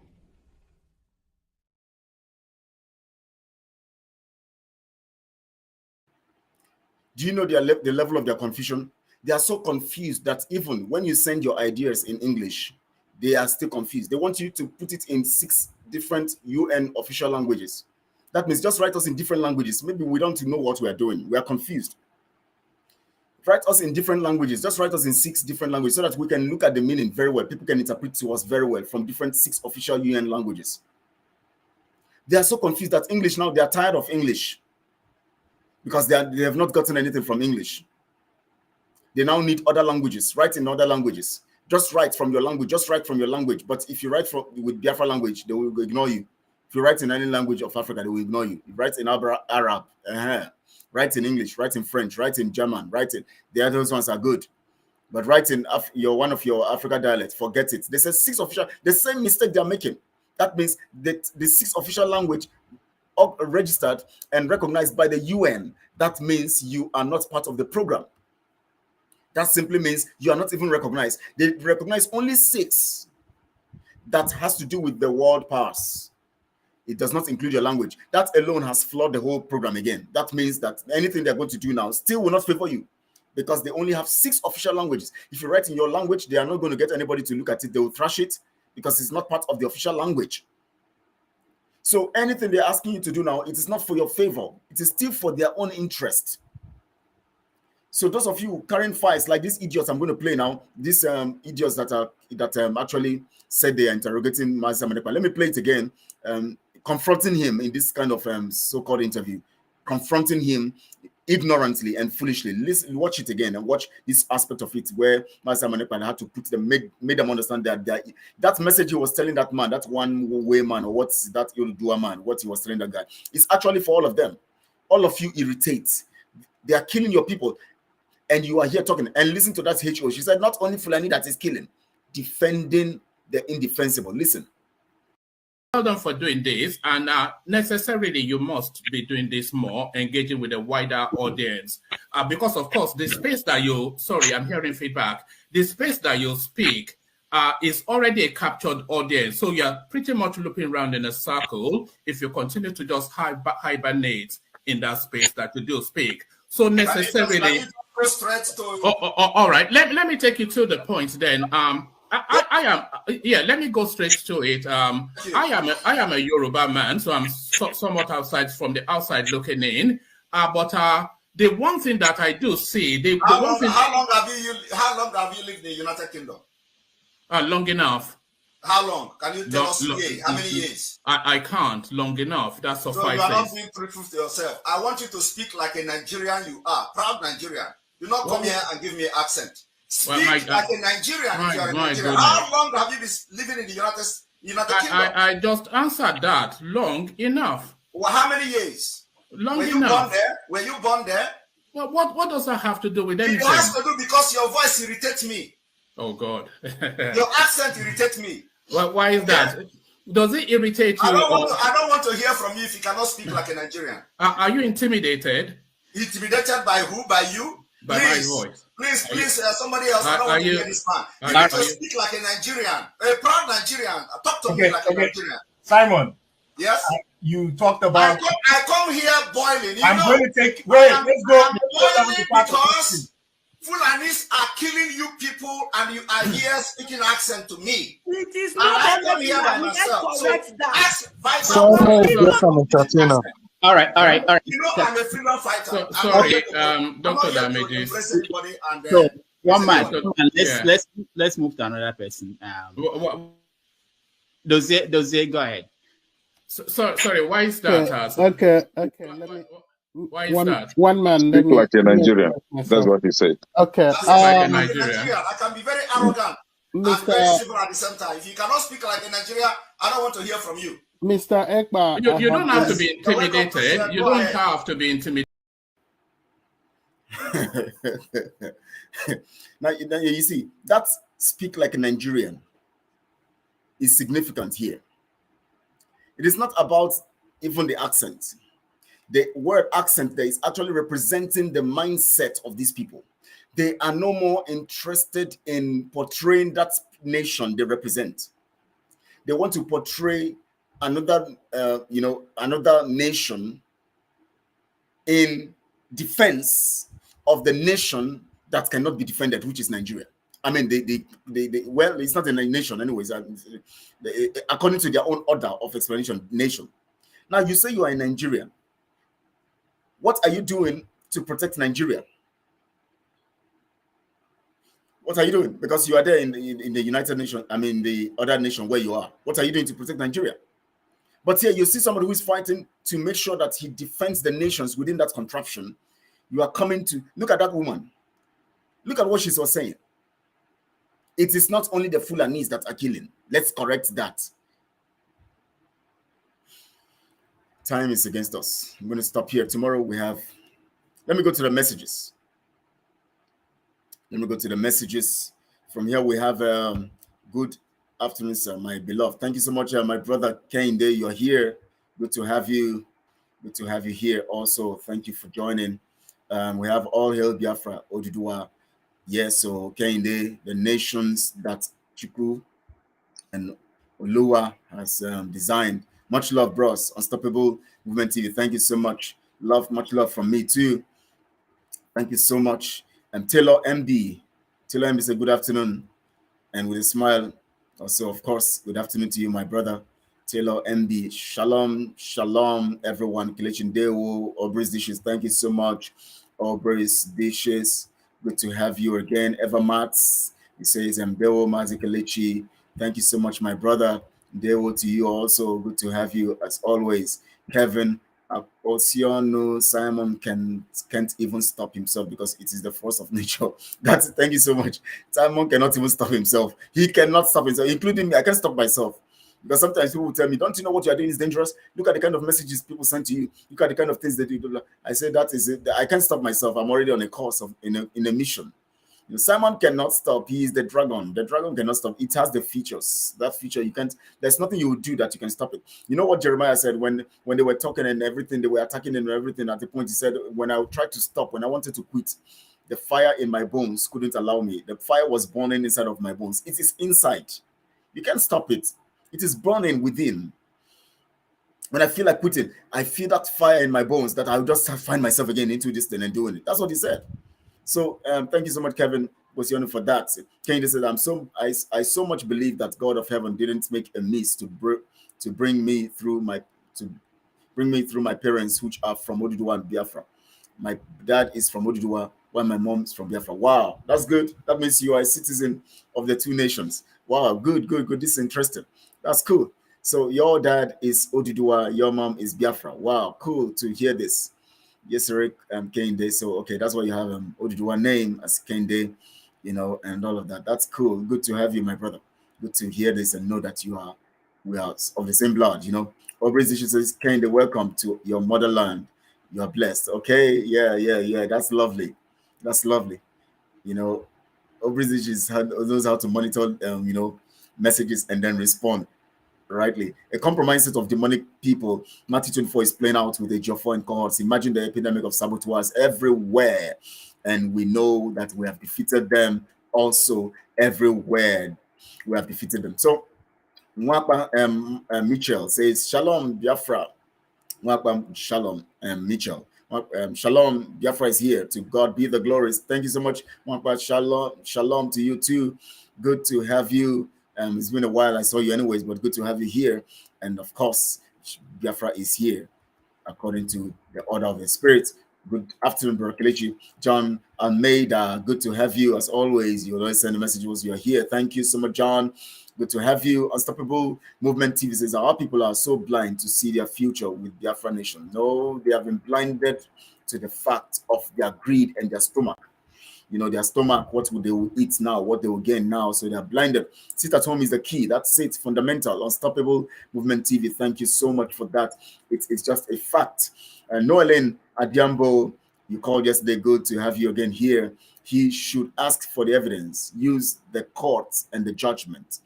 He should ask for the evidence. Use the court and the judgment. Okay, I think you're referring to H4 here and all of that. So thank you so much. Ajambo for that. Noelin, thank you. Unstoppable Movement TV says if what they said that our leader MK said we should stop sit at home, then they should allow him to tell Biafrans that our own dragon should stop the sit at home. And dragon in the first place, Mazen Nambikano didn't call for sit at home because he already told us what to do when he's absent. And of course, now that he's absent, we are doing what he has told us to do. So there's no way he would have said something when he was not gagged, and he would have said it right. He said it when he said it on, on his right mind, And now you have been injecting him so many things and all of that, and you expect us to think that we're going to take orders when he has already told us what to do, and he knows that he's going to be in this kind of situation that will make him not actually tell us the right thing, even if he has to say some stuff, which we know that if you inject him, whatever you inject him, he will never go against what he has said. Because he has told us, any day I go against it, kill me. And so somebody who went that far to say that kind of thing, you'll understand the mindset of that person. He's resolved. He's made up. So forget about all these shenanigans. They are just shallow-minded, coming to tell us that Mazen Nambikano. That means they don't even know Mazen Nambikano in the first place. Secondly, they don't even know how ready we are and how we have been formed and how we have been drenched by the words of Mazen Nambikano. They thought we don't understand him, we don't know him, we don't have full details of him, but we understand him very well. So we have the totality of knowledge of who Mazen Nambikano is, what he can do and what he cannot do. And his words have saturated us so that we have become the words that he spoke. We have become the words. So there's no way you can differentiate us from the words. Anytime we hear his voice in any regard, whether through anybody, whether through Mazen Nambikano or anybody, we know it's his voice. Anytime we hear some voices coming like the sheep, pretending to be the voice of light and all of that, trying to take the form of Mazen Nambikano when they are not, we identify the voice. Because even if Simon Ekpa is speaking, we recognize we identify Mazen Nambikano's voice in him. We identify the spirit of Biafra in Mazen Nambikano that is speaking through Mazen Simon Ekpa. So since we know the voice, Jesus said, my sheep know my voice and they know them and they follow me. They know my voice and they hear me and they follow me. So there's no way you can say anything. We know the voice. As I'm speaking now, people know that what I'm speaking is the voice of Mazi Nnamdi Kanu, is the voice of the spirit of Biafra. Everybody knows because you naturally, it is in you. You are saturated by the spirit already. Margaret Jogo says, fire them with the word of truth. Thank you so much, Margaret Job, where we have to do that always and keep firing them to know all of this. Aubrey says, unnecessary nation is a toothless bulldog that cannot bite but can only bark. Unnecessary nation. Nigeria is not even a nation in the first place anyways. But yes, correct. They are toothless and they can only bark. Kelechi, the UN is badly corrupt. That's why they can't do anything.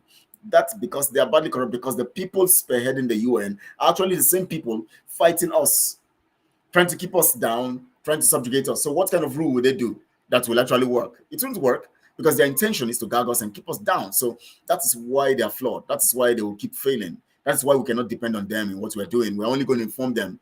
The documents we have sent to them, Mazi Nnamdi Kanu have sent to them and all of that are just to make for formality's sake. Mazi Nnamdi Kanu only says it. It's for formality. Even the one that Simon Ekpa and others have sent to them so far is for formality.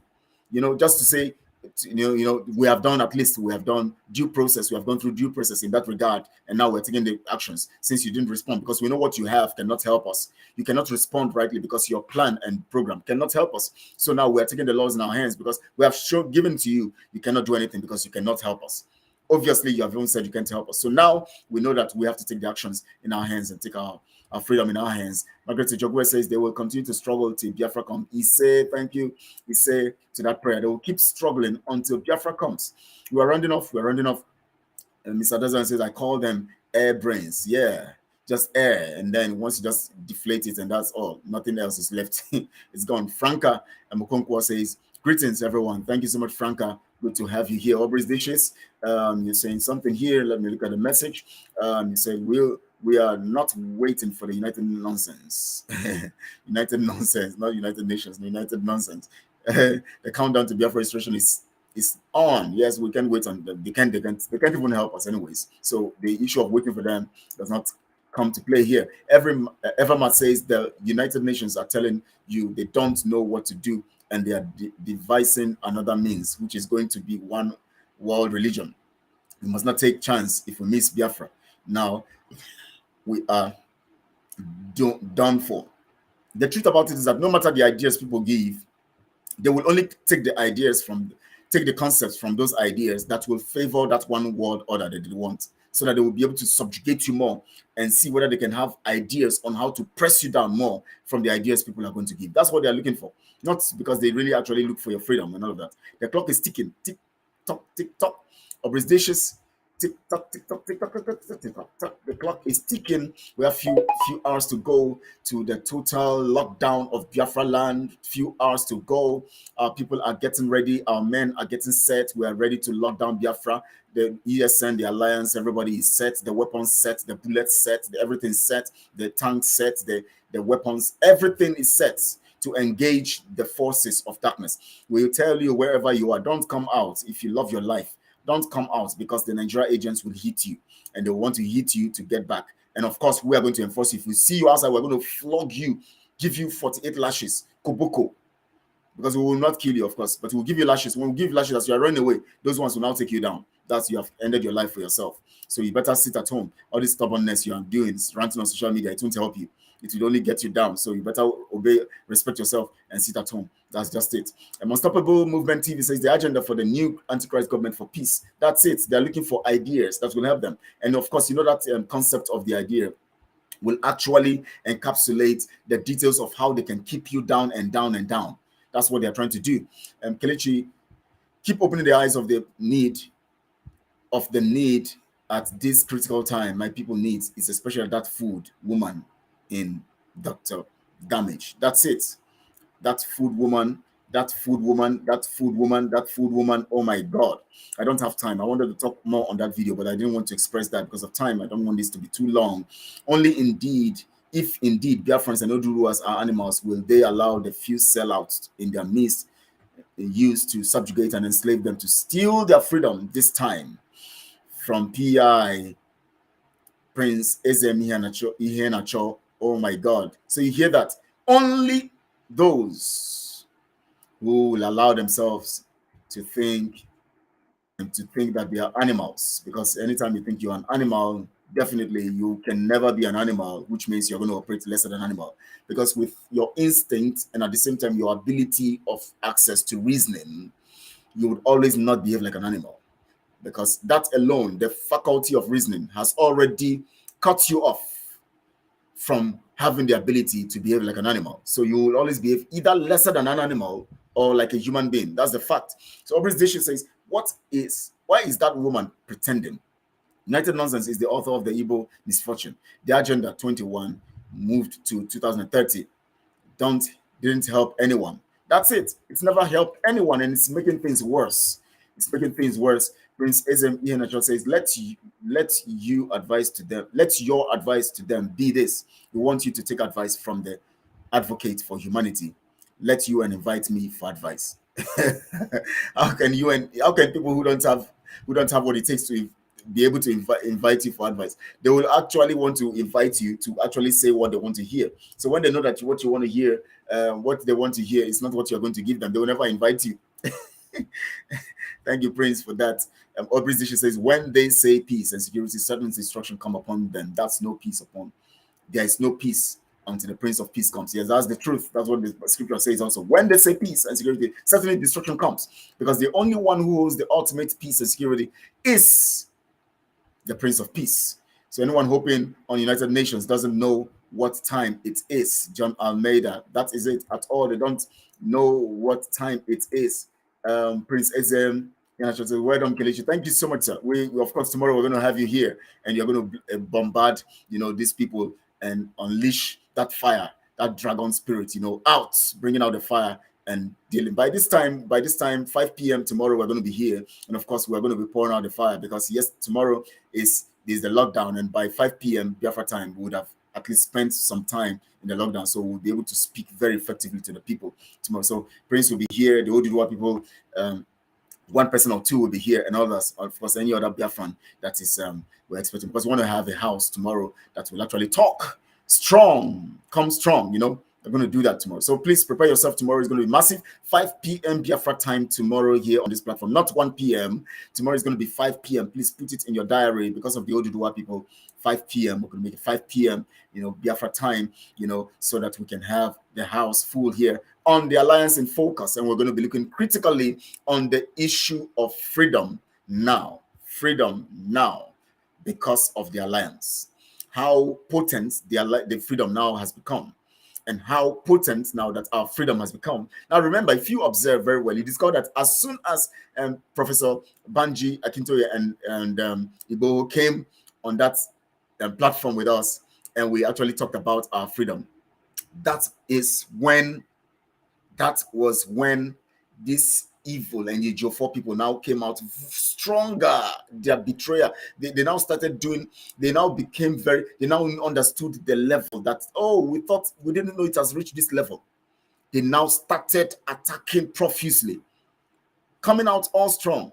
Margaret Jogwe says, Mama food, travel to Delta. That's Mama Satan, because she's Satan's wife. Remember, Satan was telling Jesus, leave your mandate, leave your freedom, don't talk about it, just go for food. Eat food.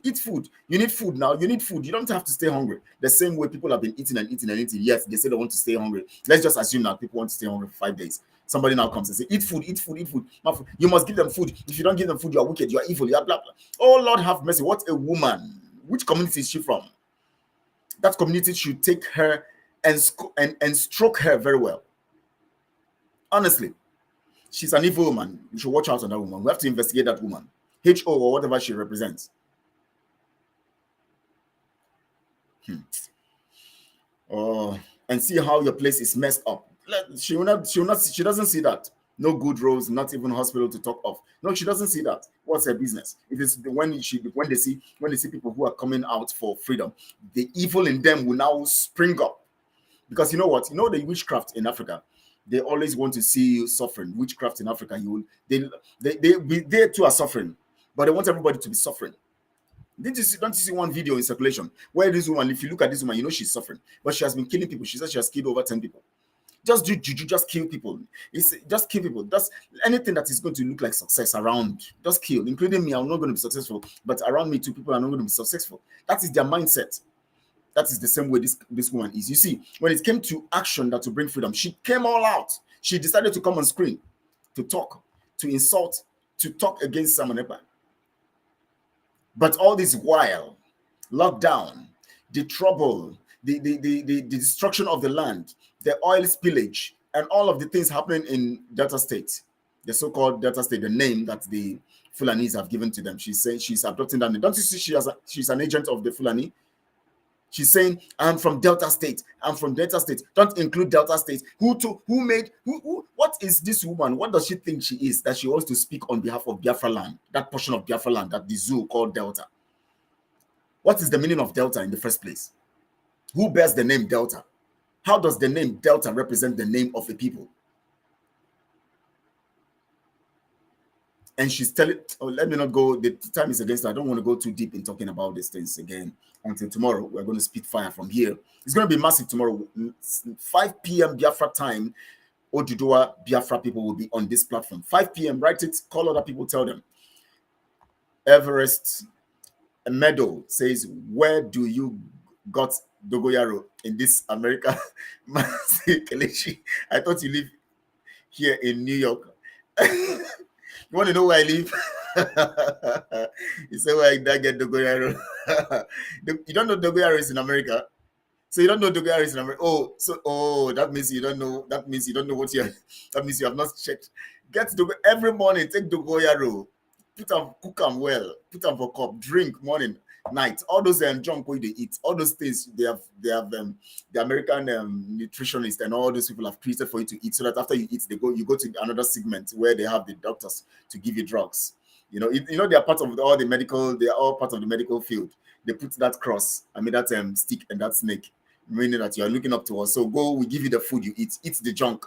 Then when you are beginning to have cancer and all of this, you come to us.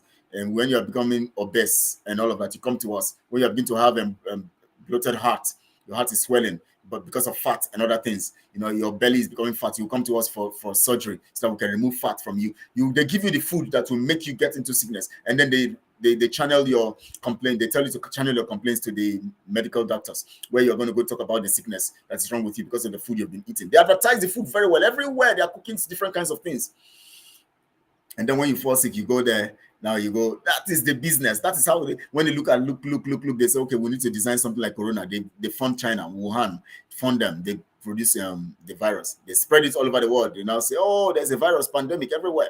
Oh my God, this thing comes almost every 10 years. Or every 10 years we have it. And now, please, we have to do a vaccination. You must be vaccinated. You must show us your card. Money, money, money. Because of money. So, my brother, the way it's everywhere. It's everywhere. Just if you want to get it, you get it. Just boil it morning after taking your meal in the morning. You drink 1 cup, 1 full cup. See my cup, see the cup I use and drinking this thing. 1 full cup. See this big cup. I don't know whether you're seeing it. It seems the camera is not capturing this thing very well. 1 full cup. See this full cup. 1.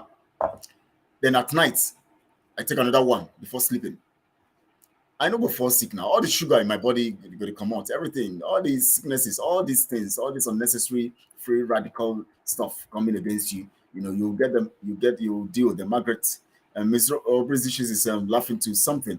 Anyways, so Abogidi says, Kelechi, Birikwa, my brother. Thank you so much, my brother. Thank you so much, Abogidi. It's a while. I think I saw you last time 3 days ago. So the spirit of freedom have been unleashed in this season. And so anyone standing against it will simply be consumed. Thank you so much, Prince Ezem. The spirit of freedom have been unleashed, and that is why you see the dragon is. That is why when you hear the issue of unleash the dragon, you know that we are talking about the spirit of freedom. So not the dragon, the animal you say, and Satan is dragon. No, you don't forget about those mindsets. We are beyond that kind of mind thinking. Ify Bikes or Bix, kudos and comrade. Thank you so much, Ify. It's the first time I'm seeing your message.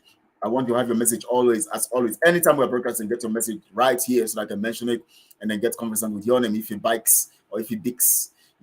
Kelechi, more grace to your elbow. Thank you so much, Eze. More grace to you too. More strength to your elbow too. Thank you so much, my brother. And Noelene says, sorry, he should have asked for the evidence. used in court by Jumako and the judge. Okay, yeah, you're correcting that stuff now. He won't ask because he's actually working their agenda. There's no way he can ask for the evidence. He needed to create the loophole so that the judgment of the High Court will be justified. If he brings the real thing on ground, the High Court cannot give the judgment they gave, or the the Appeal Court or whatsoever. So what he needed to do is to keep those evidences away, and then come with the concept of hearsay, so that the court will now say we don't base our judgment on hearsay, and then now create that stuff, so that it will be a basis for the judgment. Because the tactics here is to keep Mazi Nnamdi Kanu down. So give that loophole that will keep him down. That is the concept. That is the role Ejiofor has to play in this whole thing. It is, it is law. Just as a lawyer, you give them loophole. It's tactical. You give them loophole so that their judgment will be based on something. So that when people look at it tomorrow, they say, okay, actually, that is why he was giving us this narrative. They have not given us this, they have not served us, they have not done this, they have not done that. All of this is just to create a loophole. So that when it comes to court and speaks on hearsay, the court will say, where is your evidence? You say, they didn't serve us. The court will say, no, you're supposed to have gotten it, blah, blah. Loopholes. These are criminals. If Ibike says, we are doing what our leader taught us to do, MNK lectured us, that is it. When you go to school, you know what your teacher teach you. When you learn it, you know what your teacher have taught you. So what is all this nonsense they are coming to? They're confused, think everyone is used or can be used. My speed, know my voice. My sheep, okay, my sheep know my voice. Okay, Prince SM says, the confused think everyone is confused or can be confused. My sheep know my voice. They know, see, there's nothing you can tell us. We know the voice. And we know how we follow the voice. Once we hear the voice, we follow. It's not about once we hear the voice, because that voice is total representation or encapsulates the spirit. And there's one feature about it. There's a connection. There's always a connection. That is why we always recognize the voice and cannot do away with the voice. And whatever comes in line or along the line, we counter it. But with this says we don't believe on them say of hearsay also. Okay. We don't believe on them say. Okay, we don't believe on them say. Yes, so we don't believe in that at all. Them say. No, we don't do it them say. If Ibike says, let our leader come and speak to us. We are fighting for freedom. Sit at home is a price for freedom. You say somebody is against free to sit at home. You said he's in the dungeon. You said you want him free. You said he has been free. And now you said you keep him in the dungeon. Now you say he has now repented. He is now working for you. He's now against election. I mean, he's now against the people who is fighting for their freedom. He's now against Biafra restoration. You still keep him in the dungeon. You don't bring him out to talk to us, to tell him what he can tell us easily. You can even bring him, you can take camera to the dungeon there and give him camera to speak to everybody and tell us, Simon Ekpa is a criminal. He is this. He has been given money by the Nigerian government. That's why he's talking about sit at home. He doesn't want me free. Give him the mic. Let's hear him. If you like, inject Mazi Nnamdi Kanu several times. He will tell you, even in that unconscious stage, the spirit will speak through him and say, my people, I will not deny Biafra. Do everything to restore Biafra. He will still say it in that unconscious stage. That is why they cannot bring him, they cannot give him a camera, because they know if they give him camera or give him microphone to speak directly to us, he will speak the voice and we are going to hear the voice and we're going to follow. He will speak what he should speak as he has been saying it always. So if truly they know that he is now countering the sit at home, why don't they bring him out? Let him say it. Why would they keep him hiding? Why would they keep him in a corner and then tell us that this is what he said? Does it work that way? The idiots who are talking about Mazi Nnamdi Kanu said all of this and all of that. The courts have refused to, the DSS have refused to release him. Why not tell them, okay, release this man so that he go and tell the people the message. I cannot deliver this message. Mazi Nnamdi Kanu, I can't really deliver this message you are telling me, because they told us that whenever they are speaking with him, the DSS is always there. So which means that when he was telling them, when the DSS was telling them that there is no seat at home, that Simon Ekpa had been paid, the DSS would have heard it. That means the DSS should have used their microphone also to record that voice quickly so that the people can hear what Mazi Nnamdi Kanu said. Of course, that is an evidence. They should have recorded it and sent it on social media, or even recorded his face as he's saying it. Send it on their mainstream media to tell us. Why would they now be telling us hearsay? Mazi Nnamdi Kanu said that they will be, when they can easily bring him out, since he is saying that, they can easily bring him out to tell us what he's saying. So if he has changed and it's no more for Biafra, why keep him there and not bring him out to speak what he's already changed for?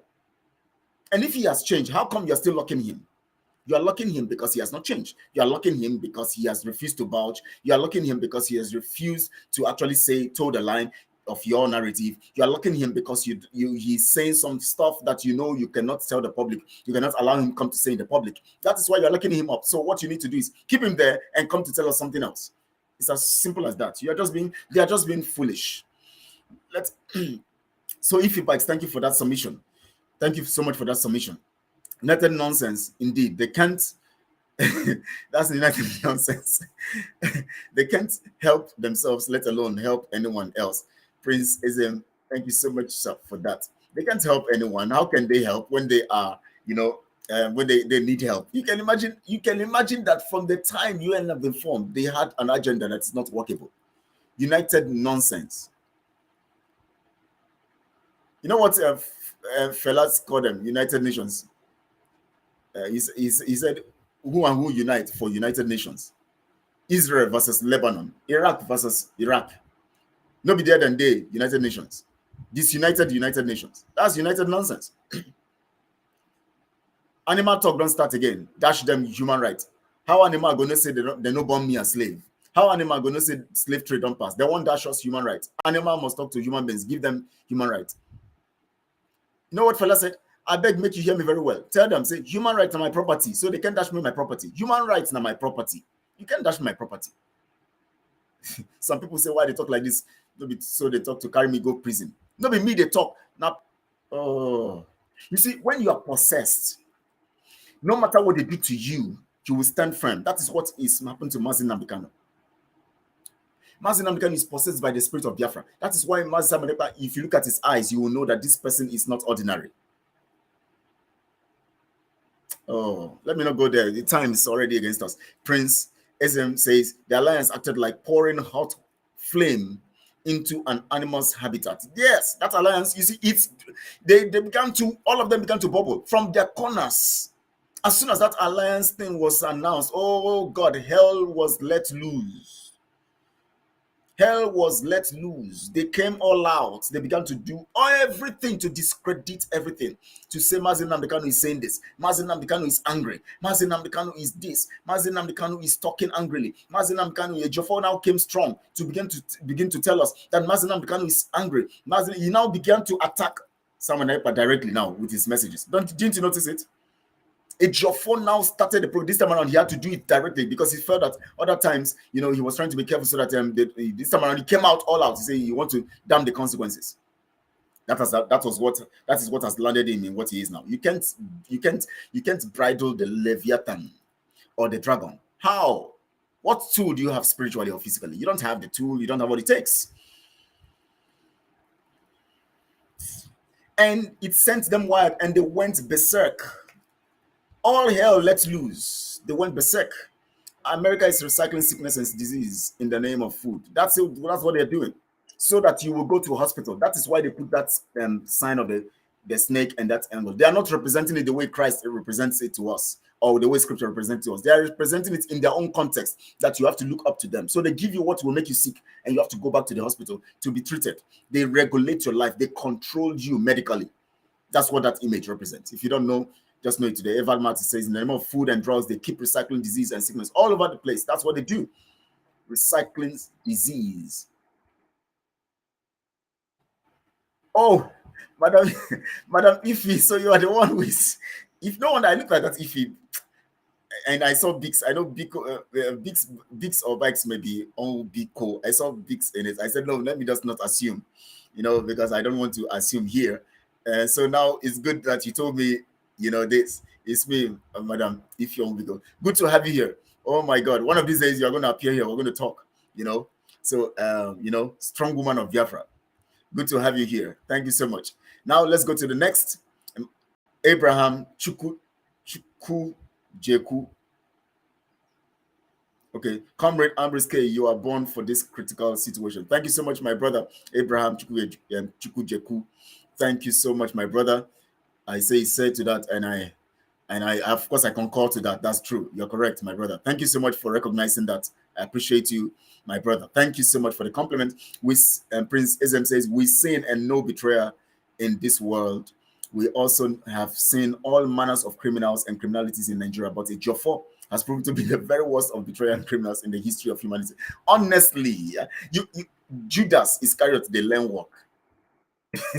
Judas Iscariot does not. If Judas Iscariot, have you seen where Satan? You do something, Satan is shocked. You do something, oh, Satan self shock. Satan say, Chineke, Ejiofor. You see that guy? He's an epitome of evil. Honestly, Isaac Ebon. Oh, my Calabar brother, Samuel Ebon Isaac. Yes, so we want to hear from our leader. We want to hear from him. Don't come and tell us he said. If you are saying that's what he said, then tell us what he said and then show us, and let him come out and say it. That's what it is. Ejiofor, Emeka Ejiofor claimed he's a lawyer of IPOB. MNK really suffered. MNK was in the midst of criminals, liars, and blackmailers. Abraham, honestly, MNK have suffered. Honestly, when I think about this whole thing, you just say, oh my God, just say, well, Chuku okay, knows what is happening. He's in control. All things work together according to how you see it in the book of Romans chapter 8, verse 24. All things work together for good to them that love the Lord and are called unto his purpose. So we know that everything is working together for good. And Mazin Namdekan will come out strong, hearty, and very, very celebrated, amongst God's people. Abraham says, sit at home, activated all over Biafra provinces from 9th, 10th, 11th, 12th, and 14th December. Note begins tomorrow. Sit at home tomorrow. Sit at home tomorrow. Water Pro Max. Water Pro Max. Water Pro Max. Water Pro Max. Sit at home. We are telling you. We are enforcing it. We are telling you. Those of you who are targeting flag, you want to go and bring down that flag. Your spirit, the spirit of Biafra will take you down. You are going to go for that flag. That flag will be your end.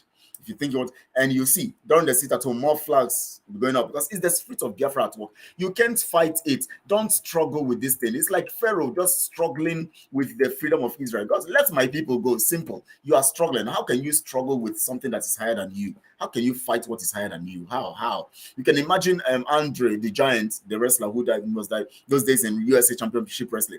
Andre the Giant, and you can imagine me going to stand before Andre the Giant to fight him in a ring, a cage, the cages, and you say they want to pay me $1 billion to fight Andre the Giant. Am I going to live to eat that money, even if I win?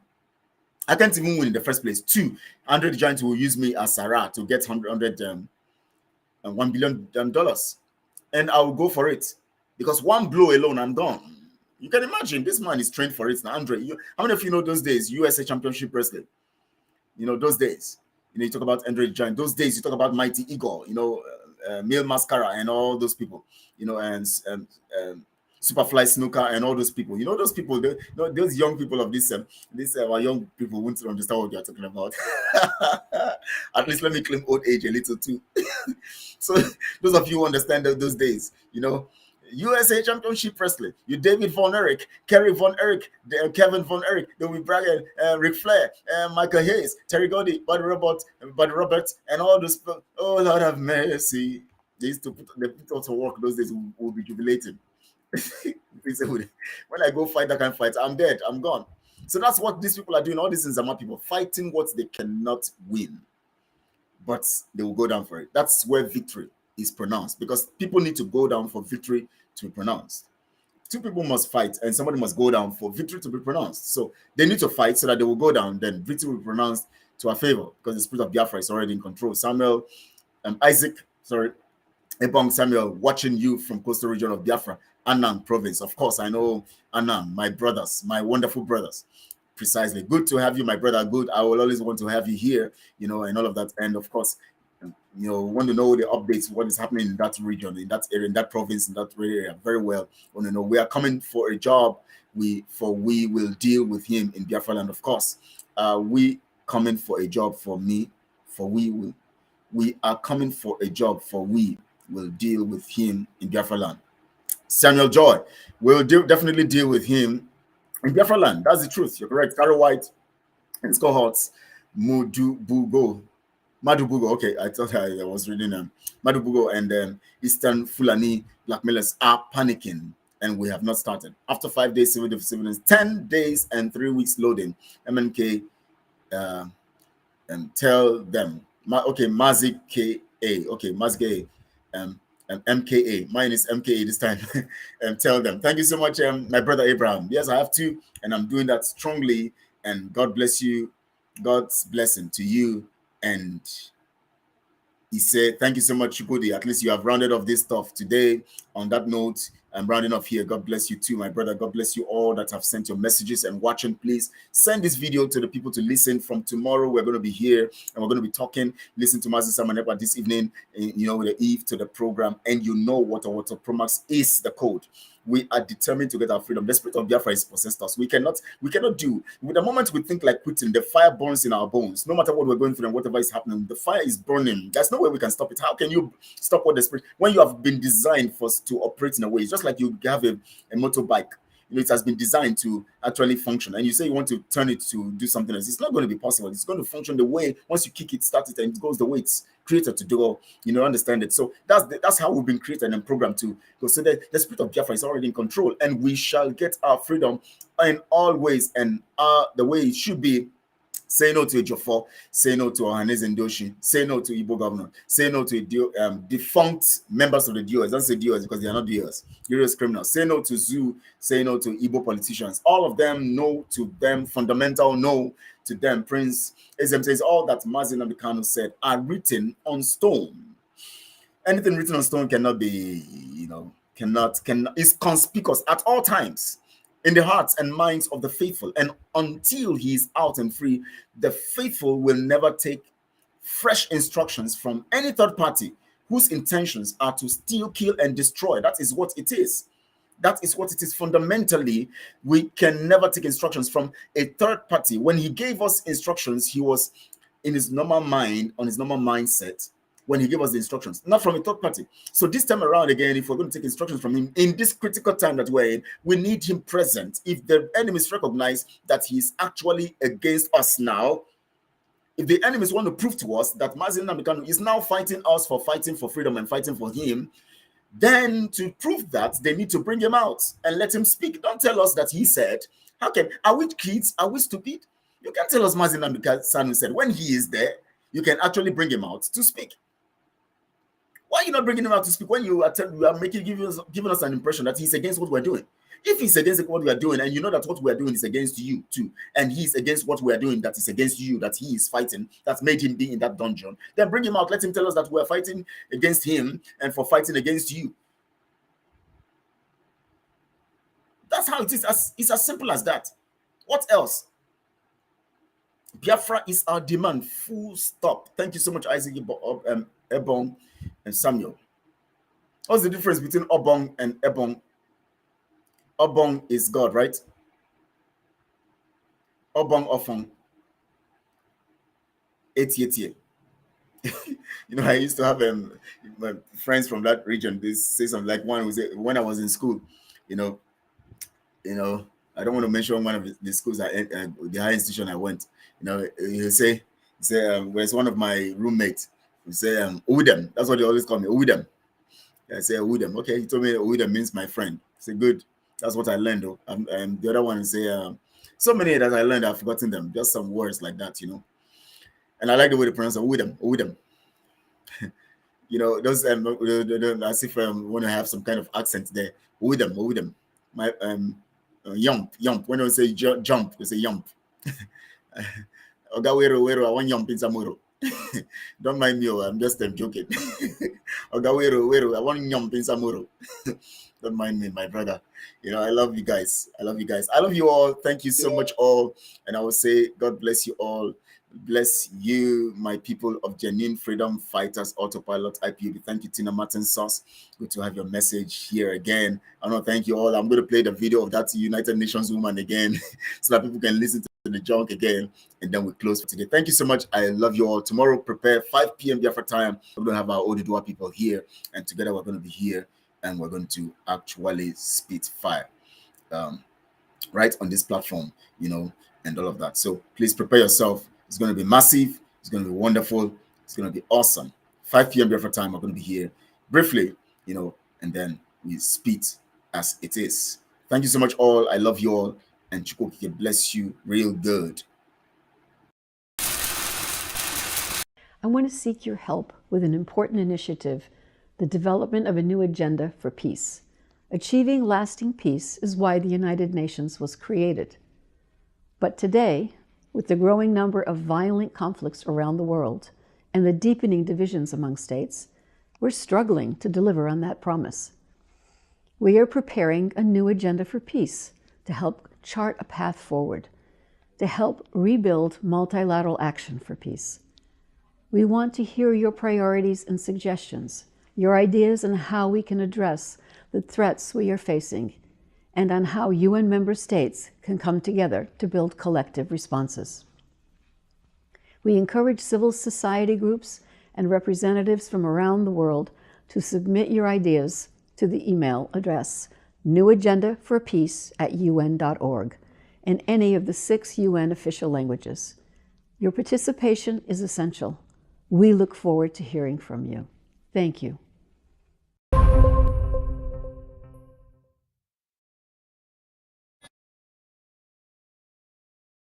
I believe that the reason God created man was for management.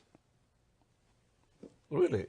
I have never heard it put that way.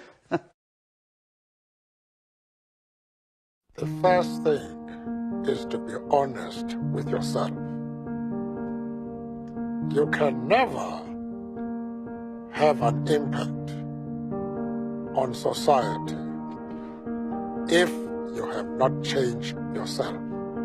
God will never allow growth where there is no management. Wow, wow, wow. So instead of praying for things from God, pray for the management ability. Everything I tell you is true. Everything I open my mouth and I say is correct because heaven directs me on what to say. Heaven will tell me and I will tell you it will come to pass in front of your eyes, not behind you. You will see it happening.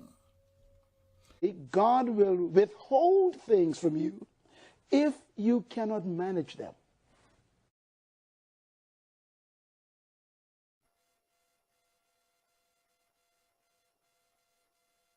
When you look at the facts that something around 1 million people perished as a result of the actions of the British and Russian and Nigerian federal governments.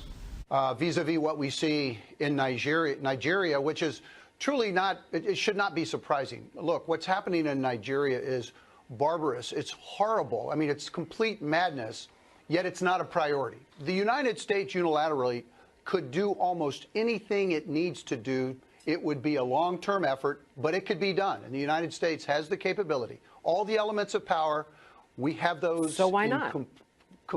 It's not a priority. That's the problem. We are committed elsewhere in the world. Black West Africa is not a priority.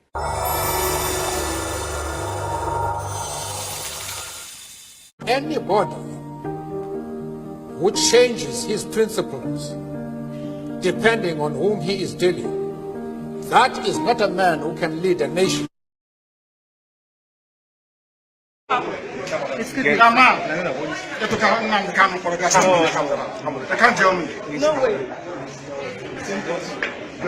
When the time comes, it's okay. What stupid country is this? So when you see you tell somebody in secret, when you like, you tell in secret. When you like, it's in public. What stupid country is that? What stupid country is that, I ask you? When you like, you try in secret. When you like, you try in private. They are killing my people. They are killing my people. They are killing my people. They are killing my people. After killing my people, you tell me to tell in secret. The person is mad. Completely mad. Tell Buhari, that's what I said. That he is mad. He cannot tell me. He cannot tell me. He's a madman. There's a contempt of court proceedings here. Contempt of court. They don't obey court order. They don't obey court order. You're telling me secret trial. Is the person mad? I, Nnamdi Kanu, will sacrifice anything sacrificable to to make sure that Biafra comes. We hereby declare no election, no 2023 general election in Biafra land. This no election in Biafra land has been activated. We are going to make it a task that must be done by every Biafran. All measures will be put in place to make sure the adequate civil disobedience is implemented to stop the election in Biafra land.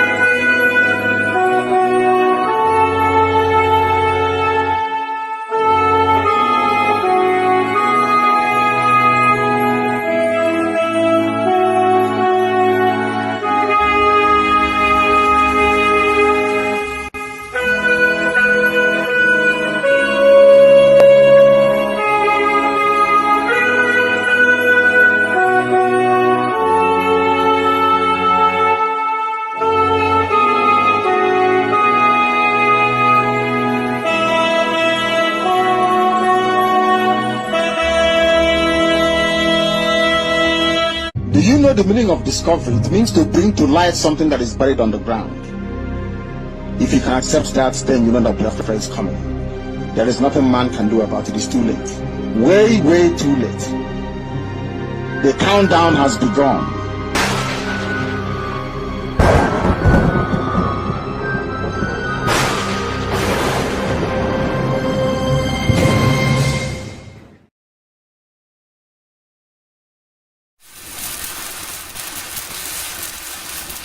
In preparation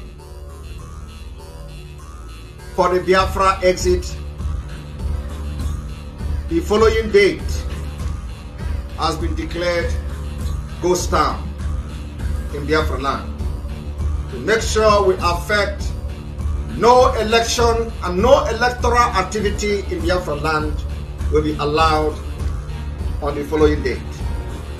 The 9th of December 2022, Biafra land will sit at home.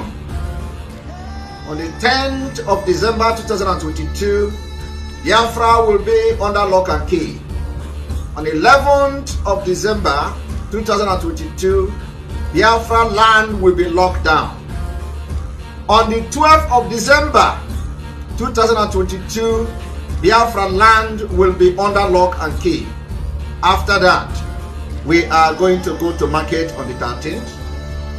And on the 14th of December, Biafra land will be under lock and key. Do not blame anybody in case Nigeria state happens to you. Do not blame anybody in case anything happened to you, because the Nigeria state will not stop at nothing. The way I've shown you the picture of the way they are killing Biafra people, and for the past 1.5 years, we have been preparing you to this day that we have entered now. For the past 1 year, we have prepared you for what is to come. And this is going to be a litmus test. Every market in Biafra land, if you want to be free, if you want to have a better country where Fulani will not kill you, if you want to have a better country where the military will not come to your villages and kill you like chicken, if you want to have a better country that you are going to have electricity, hospital, good road, social amenities, that your